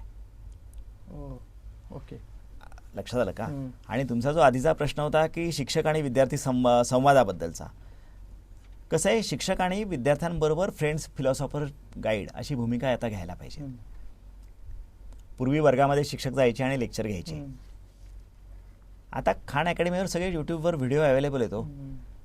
तुमचं लेक्चर ऐकायची, तुमच्यापेक्षा चांगला शिकवणारा माणूस ऑनलाईन जर मला मिळाला विद्यार्थ्याला, तर मी का जाऊ तुमच्या वर्गामध्ये तुमचं लेक्चर ऐकायला? मी माझा यूट्यूबवर घरामध्ये आरामशीरपणे बसून बघतो ना. म्हणजे टी व्हीवर अवेलेबल नाही आहे, जे संगणकावर अवेलेबल नाही आहे, ते शिक्षकांनी द्यायचा प्रयत्न केला पाहिजे. जे कॉम्प्युटरवर मला मिळू शकणार आहे, जे मोबाईलमध्ये मिळू शकणार आहे मला, तेच तुम्ही वर्गामध्ये परत जर सांगायला लागले आणि तुमच्याच वेळेत येऊन सांगायचं झालं तर मोबाईल कसं आहे, मला वाटेल तेव्हा मी ऑन करतोय, मला वाटेल तेव्हा मी चूप बनतोय. मग मी काय प्रिफर करेल? माझा मोबाईल करेल. मग शिक्षकाचा अस्तित्व टेकवतं. शिक्षकाने आपला मूळ जो धर्म आहे फ्रेंड, फिलॉसॉफर, गाईडचा, तो त्यांनी घेतला पाहिजे. विद्यार्थ्यांना मार्गदर्शक कसं करायचं, त्यांचा मित्र कसा बनवायचं, तर शिक्षकाचा भूमिका आत्ता काळानुसार बदलते. ते जर बदलत असेल तर संवाद वाढेल. तत्वज्ञ डॉक्टर R.P. पारनेरकर त्यांनी एक ग्रंथ लिहिला आहे, संपर्क. त्याच्यात ते असं म्हणतात की मी जेव्हा माझ्या जीवनाचा हिशोब करतो तेव्हा अपयशाची देण ही यशाच्या देणगीपेक्षा अधिक बहुमोलाची रक्कम दिसते. आता विज्ञान आश्रमात जे काही विद्यार्थी येतात, उद्योजक येतात, त्यांना अपयशाचं सामोरं त्यांना कधी कधी जावं लागतं. अपयश येतं जीवनात, it's part of the life. तर अपयशातून शिकून, अपयशातून शिकायचं आणि यशाकडे मार्गस्थ व्हायचं, ही प्रेरणा कशी देतात? नाही, आपण कसं आहे, अपयश पण आपण सेलिब्रेट केलं पाहिजे. अपयश सेलिब्रेट केलं पाहिजे. म्हणजे आता आमच्याकडे आता मागच्या आठवड्यामध्ये एका विद्यार्थ्याचा प्रयोग एक फसला करत असताना. तर आमचे दीक्षित सर आहेत, ते म्हणाले अरे याचा प्रोजेक्ट फसला, चला आपण जिलबी आणूया. आणि आम्ही जिलबी खाल्ली. आता कळलं ना हे फसलंय, आता नवीन काय करायचं ते पण कळलं आम्हाला ना, की कशामुळे फसलं हे पण कळलं. मग आता ते कशामुळे फसलं हे कळलं, हे आमचं आउटपुट आहे ना. आम्हाला हे कळल्याबद्दल आम्ही जिलबी खाल्ली. एवढं ते अपयशाचं बोज न करता त्याला पटकन मागे टाकून पुढचं काय करायचं हे ठरवायला जेव्हा काम करतानाच हे केलं पाहिजे. त्याच्यासाठी असा वेगळा क्लास लावायची गरज नाही. इतकं सहज पण आहे की चला अरे गेलं का, आणा जिलबी, काय चुकलं बघू, गप्पा मारू आपण, आणि काय चुकलं त्याच्यावर ॲनालिसिस करू. इतकं सहज व्हायला पाहिजे. मग आपण आपोआपणे अपयशातून जे शिकणं आहे, failure is a first step of success वगैरे वगैरे, ते असं जीवनामध्ये अपयश पचवायची ताकद यायला लागली ना. म्हणजे बऱ्याच वेळा आपण आपल्या मुलांना इतकं पण हे यशाची सवय लावतो किंवा मागे लागतो आपल्याला की अपयशच पचवता येत नाही आणि म्हणून सुसाईड वाढतात ना. तर अपयश पचवायची ताकद ही शिक्षण पद्धतीने द्यावीला पाहिजे आणि ती आपली जबाबदारी आहे. विज्ञान आश्रमाच्या वेबसाईटवर अजून एक फार भारी एक विशेष गोष्ट मला भेटली की फॅब लॅब. हो, ही संकल्पना काय? फॅब लॅब ही मोठी संकल्पना आहे. म्हणजे विज्ञान आश्रमामध्ये तुम्ही जेव्हा व्हिजिट कराल तर तेव्हा तुम्ही बघाल की विज्ञान आश्रम हा सगळा आमच्या विद्यार्थ्यांनी बांधलेला आहे, त्यांच्या प्रकल्पाचा भाग म्हणून, त्यांच्या कामाचा भाग म्हणून. विज्ञान आश्रम हां, इटसेल्फ म्हणजे आमच्या भिंती, आमच्या बिल्डिंग्स, आमचं वायरिंग, आमचं फर्निचर, आमच्या वेबसाईट, हे सगळं आमच्या विद्यार्थ्यांनी त्यांच्या प्रकल्पामध्ये हळूहळू करून आम्ही बांधलेलं आहे. अमेरिकेमध्ये MIT नावाची इन्स्टिट्यूट आहे आणि त्या ठिकाणी एक डॉक्टर नील ग्रेशनफील्ड म्हणून आहेत. ते कोर्स चालवतात how to make almost anything. तर how to make almost anything नावाचा एक 6 महिन्याचा कोर्स आहे, क्रेडिट कोर्स आहे अमेरिकेमध्ये. आता ते कोर्स तिकडे चालवतात. तर हे नील ग्रेशनफील्ड एकदा भारतामध्ये आले होते आणि भारतामध्ये आले होते त्यांना कोणीतरी दिल्लीमध्ये सांगितलं की तुम्ही you can make almost anything म्हणता, आमच्याकडे पण पाबळला असे काही लोक आहेत की दे बिलीव्ह की they can make almost anything. ते घरं पण बनवतात, पाव पण बनवतात, दूध पण त्यांचं बनवतात, शेती करतात, घरं बांधतात, सगळंच करतात. तर त्यांना इंटरेस्टेड आला.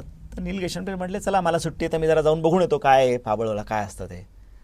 पाबळला आले. त्यांनी विज्ञान आश्रम बघितला. तेव्हा डॉक्टर कलबाग होते, मी पण होतो. आमच्या गप्पा झाल्या. ते म्हणाले की तुम्ही खूप चांगलं काम करताय, तुम्ही एक काम करा, तुमचे जे काही सगळे प्रश्न आहेत ना ते मला तुम्ही लिहून द्या, मी माझ्या विद्यार्थ्यांना प्रकल्प म्हणून देतो. आणि आमची MITतली विद्यार्थी हुशार मुलं आहेत ती त्याच्यावर उत्तर शोधतील, तुम्हाला देतील रेडीमेड. आम्हाला पण बरं वाटलं. मग कलबाग सरांनी मला सांगितलं की तू ते प्रश्न एकत्र कर. मी एकत्र केले, त्यांना पाठवले मेलवर. मग आम्ही बोलणं सुरू झालं आमचं. त्यांनी त्यांचे विद्यार्थी असाईन केले आणि माझ्या लक्षात आलं की अरे मला इकडचे आमचे प्रश्न मला त्यांना सांगता पण येत नाही आहेत आणि त्यांना ते प्रश्न समजत पण नाही आहेत. की दूध फाटलं म्हणजे त्यांना कळतच नाही आहे दूध फाटलं म्हणजे काय, की आमचं डिझेल इंजिनचं ट्युनिंग होत नाही आहे, त्यांना कळतच नाही आहे, पटकन सांगताच येत नाही मला. मग आलं की मग कलबाग सरांना म्हटलं अहो सर यांना कळत पण नाही आहे आम्हाला काय प्रॉब्लेम आहे, तो काय करायचं यांना. सर म्हणाले एक त्यांना विचार की त्यांच्या लॅबमध्ये कुठले मशीन्स आहेत. आपल्याला प्रश्न माहिती आहे, त्या प्रश्नाच्या उत्तराची दिशा आपल्याला माहिती आहे. ज्याला प्रश्न असतो त्याला उत्तराची दिशा माहिती असते. प्रश्न सांगत असतो ना माझ्याकडे ही दिशा आहे, हे उत्तर आहे माझं. पण मग ते उत्तर मिळवण्यासाठीचे मशीन आपल्याकडे नाही आहेत, टूल्स नाही आहेत. तर त्यांच्या लॅबमध्ये सेन्सर बनवायला कुठलं इक्विपमेंट वापरतात, डिझाईन PCB डिझाईनला कुठलं इक्विपमेंट वापरतात, त्यांना ते विचार. आणि त्यांना विचार की आम्हाला ते मशीन मिळेल का. मग मी त्यांना विचारलं की आम्हाला ते एक मशीन देता का तुमच्याकडे, ते काय तुमच्याकडे, तुम्ही हे करायला सेन्सर बनवायला काय वापरता, हे का, मग ते आम्हाला द्याल का, तुम्ही नका बनवू. Instead of giving us a readymade solution, give us a tools. We will find out answers to our own problems our self. आमच्या प्रश्नांची उत्तर आम्ही शोधतो. त्यांना पण ते आवडलं आणि मग त्यांनी आम्हाला एक एक मशीन पाठवायला सुरुवात केली. ती अशी एक एक मशीन करत करत आत्ता पावळमध्ये फॅब लॅब तयार झाली आहे की you can make almost anything over there. तुमच्या मनामध्ये कल्पना आली, तुम्ही फॅब लॅबमध्ये जाऊ शकता आणि कमीत कमी वेळामध्ये तुमच्या कल्पनेला मूर्त स्वरूप देऊ शकता. तर त्यामुळे तुमच्या कल्पनेपासून प्रोडक्टपर्यंत कमी वेळामध्ये हा सगळा प्रवास करता येतो. तर अशी फॅब लॅब पाबळला सुरू झाली. पाबळची जी फॅब लॅब आहे ही पहिली फॅब लॅब आहे. त्यामुळे पाबळच्या फॅब लॅबचा नंबर फॅब लॅब 0 आहे. त्यामुळे फॅब लॅब 0 आहे. मग नंतरची फॅब लॅब बोस्टनला सुरू झाली आणि आता जगभरामध्ये भारतात आधी सुरू झाली, नंतर बोस्टन नाही, जगामध्ये पहिल्यांदा सुरू झाली, जगात पहिल्यांदा भारत सुरू झाली. आणि आता जगभरामध्ये साधारणपणे 2600 फॅब लॅब आहेत, 2600. प्रत्येक खंडामध्ये फॅब लॅब आहेत. फॅब लॅब सगळीकडे सुरू झाल्या की तुम्ही तुमच्या प्रश्नांचं उत्तर तुम्ही शोधा, याच्यासाठीची सगळी चळवळ सुरू झाली. मग आपल्या भारतामध्ये जे AICTE आहे त्यांनी आयडिया लॅब नावाची कल्पना आणली. तर फॅब लॅबच्या कल्पनेवरून आणि विज्ञान आश्रमामधल्या आमच्या फॅब लॅबवरून आयडिया लॅब म्हणून त्यांनी सुरू केलं आणि आता 100 इंजिनिअरिंग कॉलेजेसमध्ये त्यांनी आयडिया लॅब एस्टॅब्लिश केल्या आहेत. सेम फॅब लॅबचं मॉडेल त्यांनी आयडिया लॅब म्हणून घेतलं आहे. आणि आता बऱ्याच इंजिनिअरिंग कॉलेजमध्ये, तुमच्या संजीवनी कॉलेजमध्ये पण फॅब लॅब सुरू केलेली आहे. मग संजीवनी कॉलेजने पण त्यांचे प्राध्यापक पाबळला 6 महिन्यासाठी पाठवले होते की जे पाबळला माझ्याकडे राहायला होते बागचोरे सर. आणि त्यांनी पण 6 महिन्याचा फॅब अकॅडमी नावाचा कोर्स पूर्ण केला आणि त्या ठिकाणी पण त्यांनी आता संजीवनी कॉलेजमध्ये पण फॅब लॅब सुरू केली आहे. तर बऱ्याच इंजिनिअरिंग कॉलेजमधले प्राध्यापक पाबळला येऊन राहिले, तो कोर्स केला आणि त्यांनी त्यांच्या कॉलेजमध्ये त्यांनी ते इन्क्युबेशन सेंटर सुरू केलं किंवा फॅब लॅब सुरू केली. म्हणजे फॅब लॅब तिथल्या विद्यार्थ्यांसाठी अवेलेबल इन्स्टिट्यूट किंवा प्रयोगशाळा असं आहे की it is a part of the course? कसं आहे की ती जागा आहे, तिथे सगळे साधनं उपलब्ध आहेत. ज्याला कोणाला कल्पना त्याच्याकडे आहे आणि त्याला ती कल्पना प्रत्यक्षात उतरवायची आहे, त्याला तिकडे ॲक्सेस आहे. तो ॲक्सेस मुक्त ॲक्सेस आहे.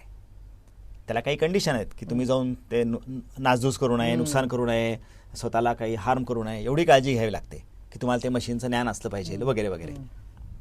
पण तुम्हाला ते मशीन वापरता येतं. जे नेटवर्क आहे त्या नेटवर्कमध्ये तुम्हाला ज्ञानाची देवाणघेवाण करता येते. म्हणजे मला असं वाटलं की अरे मला हे प्रॉब्लेम आहे आणि ह्या प्रश्नाचं उत्तर मला नाही आहे, पण कदाचित अमेरिकेमधल्या ह्या फॅब लॅबमधला हा माणूस त्याला ते येतं आहे, तर मी त्याला ईमेल पाठवू शकतो आणि तो माणूस पण मला पटकन दिवशी त्याचं उत्तर देऊ शकतो. गरज वाटलं तर आम्ही दोघं कोलॅबरेट पण करू शकतो. तर असं हे ग्लोबल नेटवर्क आहे ऑफ द फॅब लॅब्स. सध्या ते अवेलेबल आहे. एनी असं एखादं इनोव्हेशन त्याच्यातून तुम्ही निर्माण झाले जे तुम्ही अनेक म्हणजे तुम्ही आता आमच्या वेबसाईट आमच्याकडे आम्ही आता सध्या आम्ही ब्लॅक सोल्जर फ्लायवर काम करतोय. ब्लॅक सोल्जर फ्लाय हां, काळ्या माशा म्हणजे कचरा काय म्हणतात ओला कचरा जो आहे ह्या त्या आळ्या खातात आणि 14-15 दिवसात दष्टपुष्ट होतात चांगल्या. कचरा जो ओला कचरा आपण फेकून देतो तो त्याचं विघटन ह्या पटकन करतात. तर सध्या आम्ही राजगुरुनगर आणि एक चाकणजवळ गाव आहे त्या ठिकाणी आम्ही जवळ 3 टन कचरा आम्ही दररोज त्याचा प्रोसेस करतो. आता ह्या ज्या BSFच्या आळ्या आहेत त्यांचं इन्क्युबेशन करण्यासाठी बरीच आम्हाला ऑटोमॅटिक सिस्टीम लागते. म्हणजे त्याचं इन्क्युबेटर लागतो की टेम्परेचर कंट्रोल कसं करायचा, किती वेळामध्ये त्या अंडे उबवली गेली पाहिजे, केव्हा ते आळ्या तयार होतील त्याची अंडी घालतील. तर हे सगळं करणारं ऑटोमेशन सिस्टीम आम्ही फॅब लॅबमध्ये तयार केली आहे. तर अशा आमच्या वेबसाईटवर तुम्ही गेलात तर आम्ही अनेक टेक्नॉलॉजीज ह्या फॅब लॅबमध्ये तयार केल्या आहेत. आम्ही पॉलिहाऊस ऑटोमेशन केलं आहे. आम्ही पॉलिहाऊसमधून आता आम्ही AI/ML सोल्युशन तयार केलं आहे पेस्ट प्रिडिक्शनसाठी. आम्ही कॅप्सिकम म्हणजे काय सिमला मिरची, ढोबळी मिरची तिच्यावर आम्ही पेस्ट प्रिडिक्शनचा आम्ही आता अल्गोरिथम लिहितो आहे AI/MLचा. तर हे सगळं आम्ही फॅब लॅबमध्ये करतो आहे. तर तुम्ही आमच्या वेबसाईटवर गेला तर तुम्हाला बऱ्याच टेक्नॉलॉजी सापडतील की ज्या आम्ही फॅब लॅबमधून केल्यात. पेस्ट प्रेडिक्शनचा अल्गोरिदम आम्ही करतोय त्याच्यावर. हो. हाऊ इट विल वर्क म्हणजे पेस्ट प्रेडिक्शन नाही म्हणजे आम्हाला सांगता येईल ना की बाबा एखाद्या पिकावर कुठल्या टेम्परेचरला कुठल्या ह्युमिडिटीला पेस्ट येण्याची शक्यता आहे आणि जर आली असेल तर ती किती मोठ्या प्रमाणात आहे, त्याला किती स्प्रे घ्यायला लागतील आणि त्याला जर मला कीटकनाशक फवारायचे असतील तर किती फवारले पाहिजे. म्हणजे मी जास्त फवारले तर नुकसान आहे माझं. योग्य प्रमाणामध्ये योग्य वेळेस फवारले गेले पाहिजे. ते लेट केले गेले तर मला कंट्रोल नाही करता येणार. तर त्याचा सल्ला शेतकऱ्यांना मिळाला पाहिजे. म्हणून मग आम्ही त्याच्यासाठी आता काही सोल्युशन डेव्हलप करायचा प्रयत्न करतोय. त्याच्यासाठीचा डेटा आम्ही जमा करतोय. तर त्याच्यासाठी लागणारे जे काही सिस्टीम्स आहेत त्या सगळ्या फॅब लॅबमध्ये तयार केल्या आहेत आम्ही. तर फॅब लॅबचा उपयोग अनेक प्रकारे आहे कारण की फॅब लॅब ही टूल रूम आहे, साधनं आहेत ती वापरून तुम्ही अनेक बनवा. सर आपण भूतान, चिली, बांगलादेश आणि फिनलँड इथं कॉन्फरन्समध्ये विज्ञान आश्रमाचं प्रतिनिधित्व केलेलं आहे. भूतानमध्ये एक स्पेशल सब्जेक्ट आपण सांगितला होता, fab village self sufficient village अशी एक संकल्पना आपण भूतानमध्ये सांगितली होती. तर ही नेमकी संकल्पना काय? हे बघा, लोक शहरामध्ये का राहायला आली तर शहरामध्ये रोजगारासाठी आली. तुम्ही म्हटलात की आम्हाला नाही बाबा इथे इलेक्ट्रिसिटी मिळते, आम्हाला इथे आम्हाला संवाद साधनं आहेत, आमच्याकडे कारखाने आहेत, शाळा आहे, आरोग्याच्या सुविधा आहेत, म्हणून आम्ही शहरामध्ये आलो. आता काय झालं की आता गावामध्ये काय काय आहे, अन्न तर आम्ही आमचं उगवतो, त्यामुळे आम्हाला अन्न उगवता येतं. पाण्यामध्ये आम्ही सेल्फ सफिशियंट होऊ शकतो कारण गावातून पाऊस पडतो, तो आम्ही जर नीटपणे कॅप्चर केला तर आम्हाला पाणी गावात मिळू शकतं. पूर्वी शहरामध्ये ऊर्जा जास्त प्रमाणात असायची कारण ऊर्जा येत होती पेट्रोलमधून, डिझेलमधनं, ऑइलमधनं, आणि ती शहरामध्ये उपलब्ध होती. त्यामुळे MIDC शहराजवळ असायची कारण बाबा वीज मिळते, वीज रिलायबल मिळते, म्हणून MIDC. मग एकाच ठिकाणी बाबा तो फीडर कायम चालू राहील, तिथे वीज कायम चालू राहील. आता काय झालं आहे, आता सौर ऊर्जा आली आहे. म्हणजे गावामध्ये आमचं पॉवर स्टेशन गावामध्ये, म्हणजे आमची ऊर्जा आम्हाला बनवता येते. आम्हाला ऑइलवर आता डिपेंडन्सी नाही आमची. मग आम्हाला जर ऊर्जा आमची मिळवता आली, पाणी आमच्याकडे आहेच, शेती आम्ही अन्न उत्पन्न करतो आहे, आम्हाला इंटरनेट मिळालं आहे पाबळमध्ये, गावामध्ये संवाद आमचं कम्युनिकेशन सुरू झालं आहे. आता पाबळमध्ये बसून मला बँकेचे व्यवहार करायला लागतात, मला ॲमेझॉनची ऑर्डर देता येते, मला रेल्वे बुकिंग करता येतं, मला ते शहरात जायला लागत नाही. आता हे सगळं झालं. पाबळमधला जो आमचा ॲग्री वेस्ट आहे, कचरा आहे, त्याचं व्यवस्थापन आम्ही करू शकतो. मग आमची शहरावरची डिपेंडन्सी काय आहे आता? काहीच नाही आहे. बरं, आम्ही जगाशी कनेक्टेड आहोत, आम्हाला मनोरंजन पण मिळतं आहे, इंटरनेट पण मिळतं आहे. मग शहरामध्ये येऊन एवढी पळापळ करायची गरज आहे का? त्यापेक्षा गावामध्ये राहून आम्हाला चांगल्या क्वालिटीचं जगता येईल. त्यामुळे आम्ही असं म्हटलं की अरे, शहरं अशा लोकांसाठी आहेत की ज्यांना बाबा जगण्यासाठी खूप धावपळ करायला लागते, ह्या टोकापासून त्या टोकापर्यंत पळापळ करायला लागते. त्या लोकांसाठी शहर आहे. ज्यांना लक्झरी आयुष्य जगायचं आहे, ज्यांना क्वालिटी ऑफ लाईफ पाहिजे आहे, ती लोक गावामध्ये राहतील. आणि म्हणून बरं, आणि गावामध्ये राहतील. आणि गावं आता कसं आहे की गावामध्ये they can become there is a potential. पूर्वी सेल्फ सफिशियंट नव्हती, कारण एनर्जीवर शहरावर अवलंबून होती. आता ऊर्जेवर आम्ही आमची ऊर्जा तयार करू शकतो आहे. त्यामुळे एनर्जीमध्ये आम्ही इंडिपेंडंट आहोत. आता जी नवीन डिजिटल टूल निघाली आहे, 3D प्रिंटर, तुम्ही ऐकलं असेल की they are a digital fabrication, they are personalize fabrication. तर अशी मशीन्स आहेत की जी मशीन्स तुम्ही तुमच्या गावामध्ये बसून उत्पादन करू शकाल. म्हणजे काय आहे की मला समजा हा खुर्ची हवी असेल तर माझ्या गावामध्ये मशीन आहेत, फक्त मी इंटरनेटवरून डिझाईन घेतो, डाउनलोड करतो आणि माझ्या गावामध्ये जातो आणि त्या दुकानदाराकडनं हे कट करून घेतो आणि असेंबल करतो माझं. मला त्याच क्वालिटीचं डिझाईन माझ्याच गावात माझं मटेरियल म्हणून मला बनवता येईल. आता 3D प्रिंटरमध्ये हे सगळं आत्ता आम्ही डेमॉन्स्ट्रेट करतोय आता सध्या, की आम्ही पावळमध्ये बसून बोस्टनमध्ये प्रिंट कमांड दिली तर बोस्टनमध्ये प्रिंटआउट निघते. तिकडून वैसा त्यांनी तिकडून प्रिंटआउट दिली, ती माझ्या मशीनवर मला काढता येते. आम्ही डिझाईन शेअर करू शकतो एकमेकाशी. मग असं झालं तर मग सेंट्रलाइज प्रोडक्शनची पण गरज राहणार नाही, की ज्या ठिकाणी शहरामध्ये मोठ्या फॅक्टरी होतील तेव्हा. आणि मग जग ऑलरेडी आम्हाला असं वाटतं की ते पर्सनलाइज फॅब्रिकेशनकडे चाललेलं आहे, की ती वस्तू बनेल ती फक्त माझ्यासाठी बनेल. मग असं सगळं असेल तर पूर्वी जी काही स्वयंपूर्ण खेड्यांची गांधींची कल्पना होती ती प्रत्यक्षात यायला आता शक्यता आहे. पूर्वी टेक्नॉलॉजीच नव्हती चांगली अवेलेबल, म्हणून ती नव्हती. तर मी म्हटलं की गांधींनी सांगितलं होतं की असं केलं पाहिजे, सेल्फ सफिशियंट विलेजेस असली पाहिजे, स्वयंपूर्ण गावं. आता शक्य आहे, कारण गावाकडे पाणी आहे, अन्न आहे, ऊर्जा आहे, इंटरनेट आहे आणि डिसेंट्रलाइज प्रोडक्शनाची टूल्स आहेत फॅब्रिकेशनची. आणि म्हणून ती self sufficient villages it's possible नाव.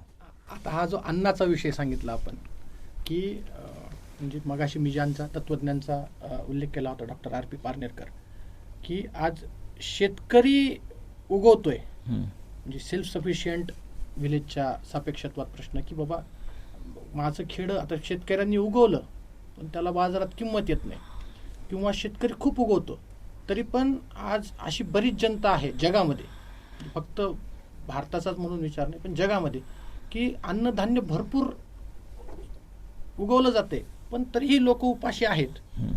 तर डॉक्टर R.P. पारनेरकरांनी अशी संकल्पना मांडली की अन्न हे प्रत्येकाला मूलभूत हक्क विथ डिग्निटी भेटलं पाहिजे. म्हणजे कामाचा मोबदला म्हणून अन्न, ते जे कामाला अन्नाला जे अर्थमूल्य आहे ते न देता त्याला ते त्याचा हक्क म्हणून भेटलं पाहिजे. पण ते तसं भेटत नाहीये आज. मूळ त्यांनी अर्थशास्त्रीय दृष्ट्या तो तसा सिद्धांत मांडला. तर हा त्याच्यासाठी पण तो जो सिद्धांत, मला असं वाटतं की शेतकरी हा सेंटर ऑफ अट्रॅक्शन पाहिजे आज व्यवस्थेचा. तो सेंटर ऑफ अट्रॅक्शन शेतकरी नाहीये. तो शेतकऱ्यानंतरचा जो मिडल मॅन आहे किंवा ती शेतकऱ्यानंतरची जी व्यवस्था आहे ती व्यवस्था सेंटर ऑफ अट्रॅक्शन आहे. तर हा शेतकरी सेंटर ऑफ अट्रॅक्शन मध्ये कसा यायचा? नाही, कसं माहिती का, सगळ्या प्रश्नांची उत्तरं माझ्याकडे नाही आहेत, किंवा हा खूप कॉम्प्लेक्स प्रश्न आहे. म्हणजे तो काय म्हटलं ना की त्यात एक इंटरनल एक्सटर्नल ह्याची खूप फॅक्टर्स त्यामध्ये आहेत. फक्त एवढंच असू शकतं की शिक्षक म्हणून मला एवढं नक्की वाटतं की याची जाण माझ्या विद्यार्थ्यांना यावी आणि त्यांना त्यांचा चांगलं काय किंवा वाईट काय हे करण्यासाठी ते सक्षम हवेत. एवढं काम शिक्षकाचं आहे. त्यामुळे आता तुम्ही जे म्हणतायत की त्यामध्ये इम्पोर्ट एक्सपोर्ट रिस्ट्रिक्शन्स आहेत, शेतमालाला किती भाव द्यायचा तो आहे, शेतमालाचा भाव कसा ठरवला जातो त्याच्यावर गोष्ट आहे, डिमांड सप्लाय आहे. तर तो हा कॉम्प्लेक्स सब्जेक्ट आहे. त्यामुळे माझा काहीच क्लेम नाही आहे असा की मला सर्व विषयातलं सगळं ज्ञान आहे. आता विज्ञान आश्रमात आपण विद्यार्थी घडवतात, उद्योजकही घडवतात. विद्यार्थी ते उद्योजक हा प्रवास कसा होईल, विद्यार्थी जो घडलाय तो उद्योजक व्हावा. बरोबर. म्हणजे नोकरीकडे न जाता. आणि विज्ञान आश्रमाच्या ज्या सक्सेस स्टोरीज आहेत, ज्या तुम्हाला प्राऊड वाटतात, अशा काही सक्सेस स्टोरीज? नाही, विद्यार्थ्याचा उद्योजक म्हणून प्रवास हा विज्ञान आश्रमामध्ये सुरू होतो. मी सुरुवातीला सांगितलं की विद्यार्थी विविध विकास कामांमध्ये सहभागी घेतात. आम्ही लोकांना वेगवेगळ्या सेवा पुरवतो. त्या सेवा पुरवताना आम्ही त्यांच्याकडनं पैसे घेतो. म्हणजे आम्हाला जर कोणी सांगितलं की या ना आमच्या इथे इलेक्ट्रिकल वायरिंगचं काम करून द्या, आम्ही त्याचे पैसे घेतो. आणि जो विद्यार्थी ते काम करतो त्याला ते पैसे मिळतात. जसं विद्यार्थ्याचं कौशल्य वाढेल तसे त्याचे पैसे पण वाढत जातात. तर विद्यार्थी शिकत असतानाच पैसे कमवायला लागतो. म्हणजे आत्ता आमची जी बॅच पासआउट झाली, आत्ता मागच्या आठवड्याने 22 तारखेला 22 जूनला आमचे विद्यार्थी पासआउट झाले. 30 मुलांनी आमचं आता 30 मुलांचा कोर्स पूर्ण झाला 22 तारखेला. त्या 30 मुलांपैकी 6 मुलांनी त्या दिवशी आपला व्यवसाय सुरू केला. आणि त्यासाठी लागणारे त्यांनी टूल्स परचेस केले. On the day of graduation. On the day of the graduation त्यांनी त्यांच्या पैशातनं, त्यांनी जे पैसे कमवले होते त्यांच्या कोर्समध्ये, म्हणजे गेल्या वर्षभरात त्यांनी जे काही पैसे कमवले त्या पैसे कमावल्यामधून त्यांनी साधनं आणली होती विकत, टूल्स घेतली होती. काय ग्राइंडर असेल, वेल्डिंग मशीन असेल, ड्रिलिंग मशीन असेल. या 6 जणांनी त्या दिवशी आपले टूल्स ते बरोबर त्यांनी विकत घेतले आणि विज्ञान आश्रमातून जाताना ते टूल्स घेऊन घरी गेले. आता काय झालं की म्हणजे याचा अर्थ काय झाला की ते जेव्हा शिकत होते तेव्हा शिकत असताना त्यांनी जे काही पैसे कमवले सेवा देताना, त्यातून त्यांना एवढा कॉन्फिडन्स आला की आता गावामध्ये जाऊन मी नोकरी नाही करत आहे, मी आता हे सगळे टूल्स घेतो, गावाकडे जाऊन माझा व्यवसाय सुरू करतो. तर शिक्षक म्हणजे विद्यार्थ्यापासून उद्योजकतेपर्यंतचा प्रवास हा त्या शिक्षण पद्धतीचाच भाग आहे. ते शिकत असतानाच उद्योजकता शिकतायत, ते असं काही वेगळं नाही शिकत आहेत. सक्सेस स्टोरी म्हणालात तर भरपूर आहेत. म्हणजे मी एकाची सांगायची दुसऱ्याची नाही सांगायची असं नाही होणार, कारण सगळी आमची विद्यार्थी आहेत. ती सगळी आमच्या वेबसाईटवर तुम्ही जरूर बघा. वेबसाईटवर आमच्या स्टार्टअप सारथीवर तुम्ही गेला तर तुम्हाला त्या विद्यार्थ्यांच्या प्रोफाईल्स तुम्हाला बघायला मिळतील आणि तुम्हाला त्यांची माहिती मिळू शकेल. अच्छा सर, एखाद दुसरी तरी स्टोरी एकदम की you feel proud about that? नाही, मी मिळेल ना की प्रत्येक विद्यार्थीच हा प्राऊड आहे. पण आज एक ॲटलिस्ट आपल्या प्रेक्षकांना अशी प्रेरणादायक एखादी की आता किसान गॅस नावाची एक संस्था आहे. किसान गॅस धनंजय अभंग म्हणून आहेत. त्यांनी ते इंजिनियर आहेत आणि इंजिनियर असल्यानंतर ते आमच्या डिझाईन इनोव्हेशन सेंटरमध्ये आले होते. त्यांनी बायोगॅसमध्ये आमच्यावर काम केलं आणि बायोगॅसचा स्वतः आता व्यवसाय उभा केला आहे. ते अगदी छोट्या बायोगॅसपासून तर मोठे इंडस्ट्रियल स्केलपर्यंतचे बायोगॅस ते इन्स्टॉल करतात आणि देशभरात सगळीकडे इन्स्टॉल करतात. धनंजय अभंगकडे आत्ता विज्ञान आश्रमामधली 4 जणं कामाला पण आहेत. त्यांचं कोथरूडला ऑफिस आहे आणि त्यांचे ऑपरेशन्स हे देशभर आहेत. तर किसान गॅस नावाची वेबसाईट बघा, तुम्हाला त्यांचं प्रोफाईल कळेल. मयूर शिंदे म्हणून आहेत, पाबळमधले आहेत. त्यांनी तर सुरुवात खूप कष्टातून केली. छोटी पोल्ट्री त्यांची होती. मग छोट्या पोल्ट्रीला वाढवत नेलं. मग पोल्ट्रीचं फीड त्याचा व्यवसाय सुरू केला. पोल्ट्री कर्जात गेली कोविडमध्ये, त्यातून परत ते उभे राहिले. आज त्यांची मोठी पोल्ट्री आहे. आज त्यांचं जे पोल्ट्रीचं उत्पादन आहे ते पूर्णपणे आज शिरूरपासून ते वाघोलीपर्यंत ते सप्लाय करतात. त्याच्याबरोबर त्यांच्या मिसेसने इडली बार्टरचा व्यवसाय सुरू केला. ते इडलीचं पीठ करून ते सगळ्या पुण्यामध्ये सप्लाय करतात. त्यांचं आज इडली प्रोडक्शनचं पण, इडलीचं बार्टर प्रोडक्शनचं युनिट आहे आणि पोल्ट्रीचं युनिट आहे आणि हे दोन्हींचा व्यवसाय त्यांचा चालतो आणि ते पाबळमधल्या गावामध्ये राहून करतात.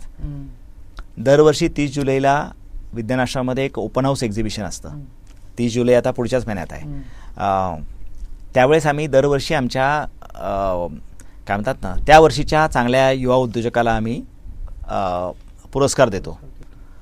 तर दरवर्षी ह्या सगळ्या वर्षभरात जी काही आम्ही व्यवसाय सुरू केली, साधारणपणे वर्षाला आम्ही साधारणपणे 60 ते 70 व्यवसाय आम्ही सुरू करतो दरवर्षी.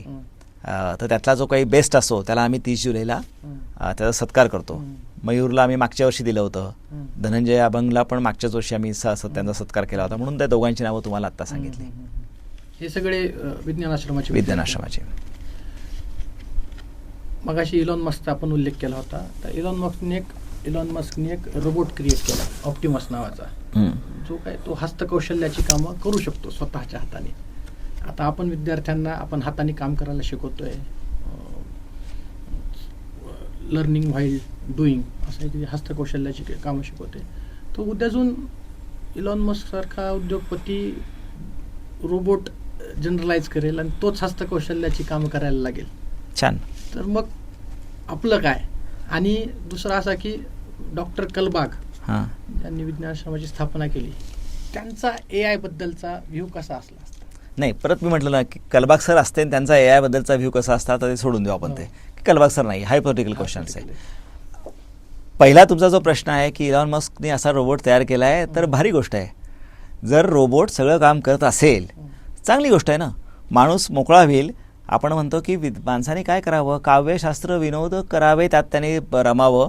पूर्वीच्या काळी म्हणजे इलॉन मस्कने त्याचं एक असं पण ट्विट केलं होतं की पुढच्या काही वर्षामध्ये माणसाला काम करायची गरज उरणार नाही. Very good. काम करायची गरज पूर्वी पण नव्हती आपल्याला. आपण पूर्वी जर तुम्ही गेलात काही हे इंडस्ट्रियलायझेशनच्या आधी गेलो असतो आपण 400-500 वर्षापूर्वी, एवढं कोण मरमर करत होतो काम करण्यासाठी. गावात राहत होतो, शेती होती, शेतामध्ये जायचो, पाणी द्यायचो, जनावरं होती, सण साजरे करायचो, कुटुंब एकत्र राहत होतं, गप्पा मारत होतो, 5-5 दिवस लग्न चालायची. हे होतं सगळं ना. आपण एकमेकाच्या मानवीय संस्कृतीवर, इंटरॅक्शनवर आपण करत होतो. मला वाटतं मी तर फारच एक्सायटेड आहे की सगळीच जर कामं मशीन करायला लागला तर भारी गोष्ट आहे. AI कडे पण असंच चांगली गोष्ट आहे ना. आपण संस्कृतीबद्दल मी म्हटलं ना, काव्य, संस्कृती, विनोद हे सगळं जे आहे ह्यासाठी माणूस मोकळा राहील. आपण हे बघूयात की मानवी संबंध कसे वाढतील, कसं माणूस अजून सुसंस्कृत कसा होईल, कल्चरली आपण प्रगल्भ कसे होऊ. जे क्रिएटिव्हिटी आणि एम्पॅथी या दोन ज्या गोष्टी मी तुम्हाला मगा सांगितल्या की ज्या मशीनकडे नाही आहेत, जे काम मशीन करू शकते त्याला करू देत, ज्या मशीन करू शकणार नाही ते करू ना आपण. ही भीती अनाठाई आहे. ही भीती म्हणण्यापेक्षा हे बघा, ते येऊ घातलेलं आहे, मग त्याला जावं पुढे आणि स्वीकारावं त्याला तिथे. उलट आपण सकारात्मक असलं पाहिजे. म्हणजे मी तर चांगली गोष्ट आहे, चांगलं काम करतोय तर आपल्याला आराम तर तुम्हालाही आवडतो, मलाही आवडतो करायला.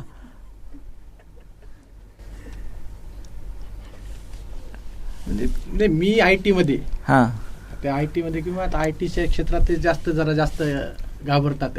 AI आलं आमचं कसं व्हायचं. आणि आपली जर विचार करायचे कामं, जर मी माझं पूर्वी माहिती जी होती तर ती ज्याच्याकडे माहिती आहे, इन्फॉर्मेशन आहे, तर तो त्याच्याकडे सत्ता होती, पॉवर होती. आता माहिती सगळ्यांकडेच उपलब्ध आहे. त्यामुळे माहिती असणं हे काही चांगला जॉब मिळवण्याचं साधन राहणार नाही. म्हणजे पूर्वी बाबा मी खूप चांगले मार्क पडले, मला चांगला पेपर सोडवता आला आणि मी चांगली परीक्षा पास झालो म्हणून मला जॉब मिळाला. का बरं? मी चांगलं पाठ केलं होतं. आता ते मशीनमध्ये सगळं आहे. त्यामुळे आता माहिती आहे, इट्स गिव्हन. सगळ्यांकडेच माहिती आहे. तुमच्याकडे काय, माझ्याकडे पण आहे. तुमच्याकडे 100 पुस्तकं, माझ्याकडे पण 100 पुस्तकं. त्यामुळे माहिती इक्वल झाली आहे सगळी. त्यामुळे माहितीचा आपण विचार करू नये. आता काय राहिलं मग? आता प्रश्न असाच आहे की परत की त्या माहितीचं उपयोजन करता येत आहे का मला माहितीचं उपयोजनच करता येत नाही आणि मी पूर्णपणे प्रत्येक गोष्टीवर त्या AI वर डिपेंड राहतो आहे. मला पत्र पण लिहिता येत नाही, मला कविता पण करता येत नाही, मला विचार पण करता येत नाही. असं सगळं जर मी आउटसोर्स केलं तर मग धोका आहे. तर तुम्ही त्या AIला तुम्ही इंटेलिजंट असिस्टंट म्हणून वापरताय का, की तुमचा बाबा हुशार नोकर आहे तुमच्याकडे, हा इंटेलिजंट असिस्टंट आहे, मग व्हेरी गुड. तो तुमचा मालक म्हणून राहिला की तुम्हाला लिहिता पण येत नाही 4 ओळी, बरं का, मला लिहू टाकायची तरी मी म्हणतो मला AI मला लिहून देईल, मग तुमचं काय खरं नाही हो काय. पण मग मला त्याला वापर करून घेता आला तर चांगली गोष्ट आहे. पण परत मग तुम्हाला त्याचा वापर करून घ्यायचा असेल तर मानवीय बुद्धी तुम्हाला, जर प्रज्ञा तुम्हाला चांगली हवी असेल, परत पहिल्या बेसिकवर जाऊयात, बॅक टू बेसिक. निसर्गाकडे जात असं की लर्निंग बाय डुईंगला पर्याय नाही, की ती शिकण्याची नैसर्गिक पद्धत आहे. त्याशिवाय अनुभव मिळणार नाहीत. अनुभव मिळाले नाहीत तर तुम्ही त्या AI चे मालक नाही होणार. तर ते वेगळ्या तुम्हाला स्वातंत्र्य टिकवायचं असेल, तुम्हाला मालक म्हणून राहायचं असेल तर काही गोष्टी बदलायला लागतील, तुम्हाला शिकायला लागतील. तेवढंच. आपल्यासोबत बोलण्याचा इतका म्हणजे काही काही गोष्टी ज्या माझ्यासाठी स्वतःसाठी वैयक्तिक अतिशय कॉम्प्लेक्स मला ज्या वाटत होत्या त्या इतक्या सहजतेनं आता मी लगेच तुमच्यासारखं पाहायला शिकेल असं नाही, पण गोष्टींकडे सहजतेनं पाहता येतं.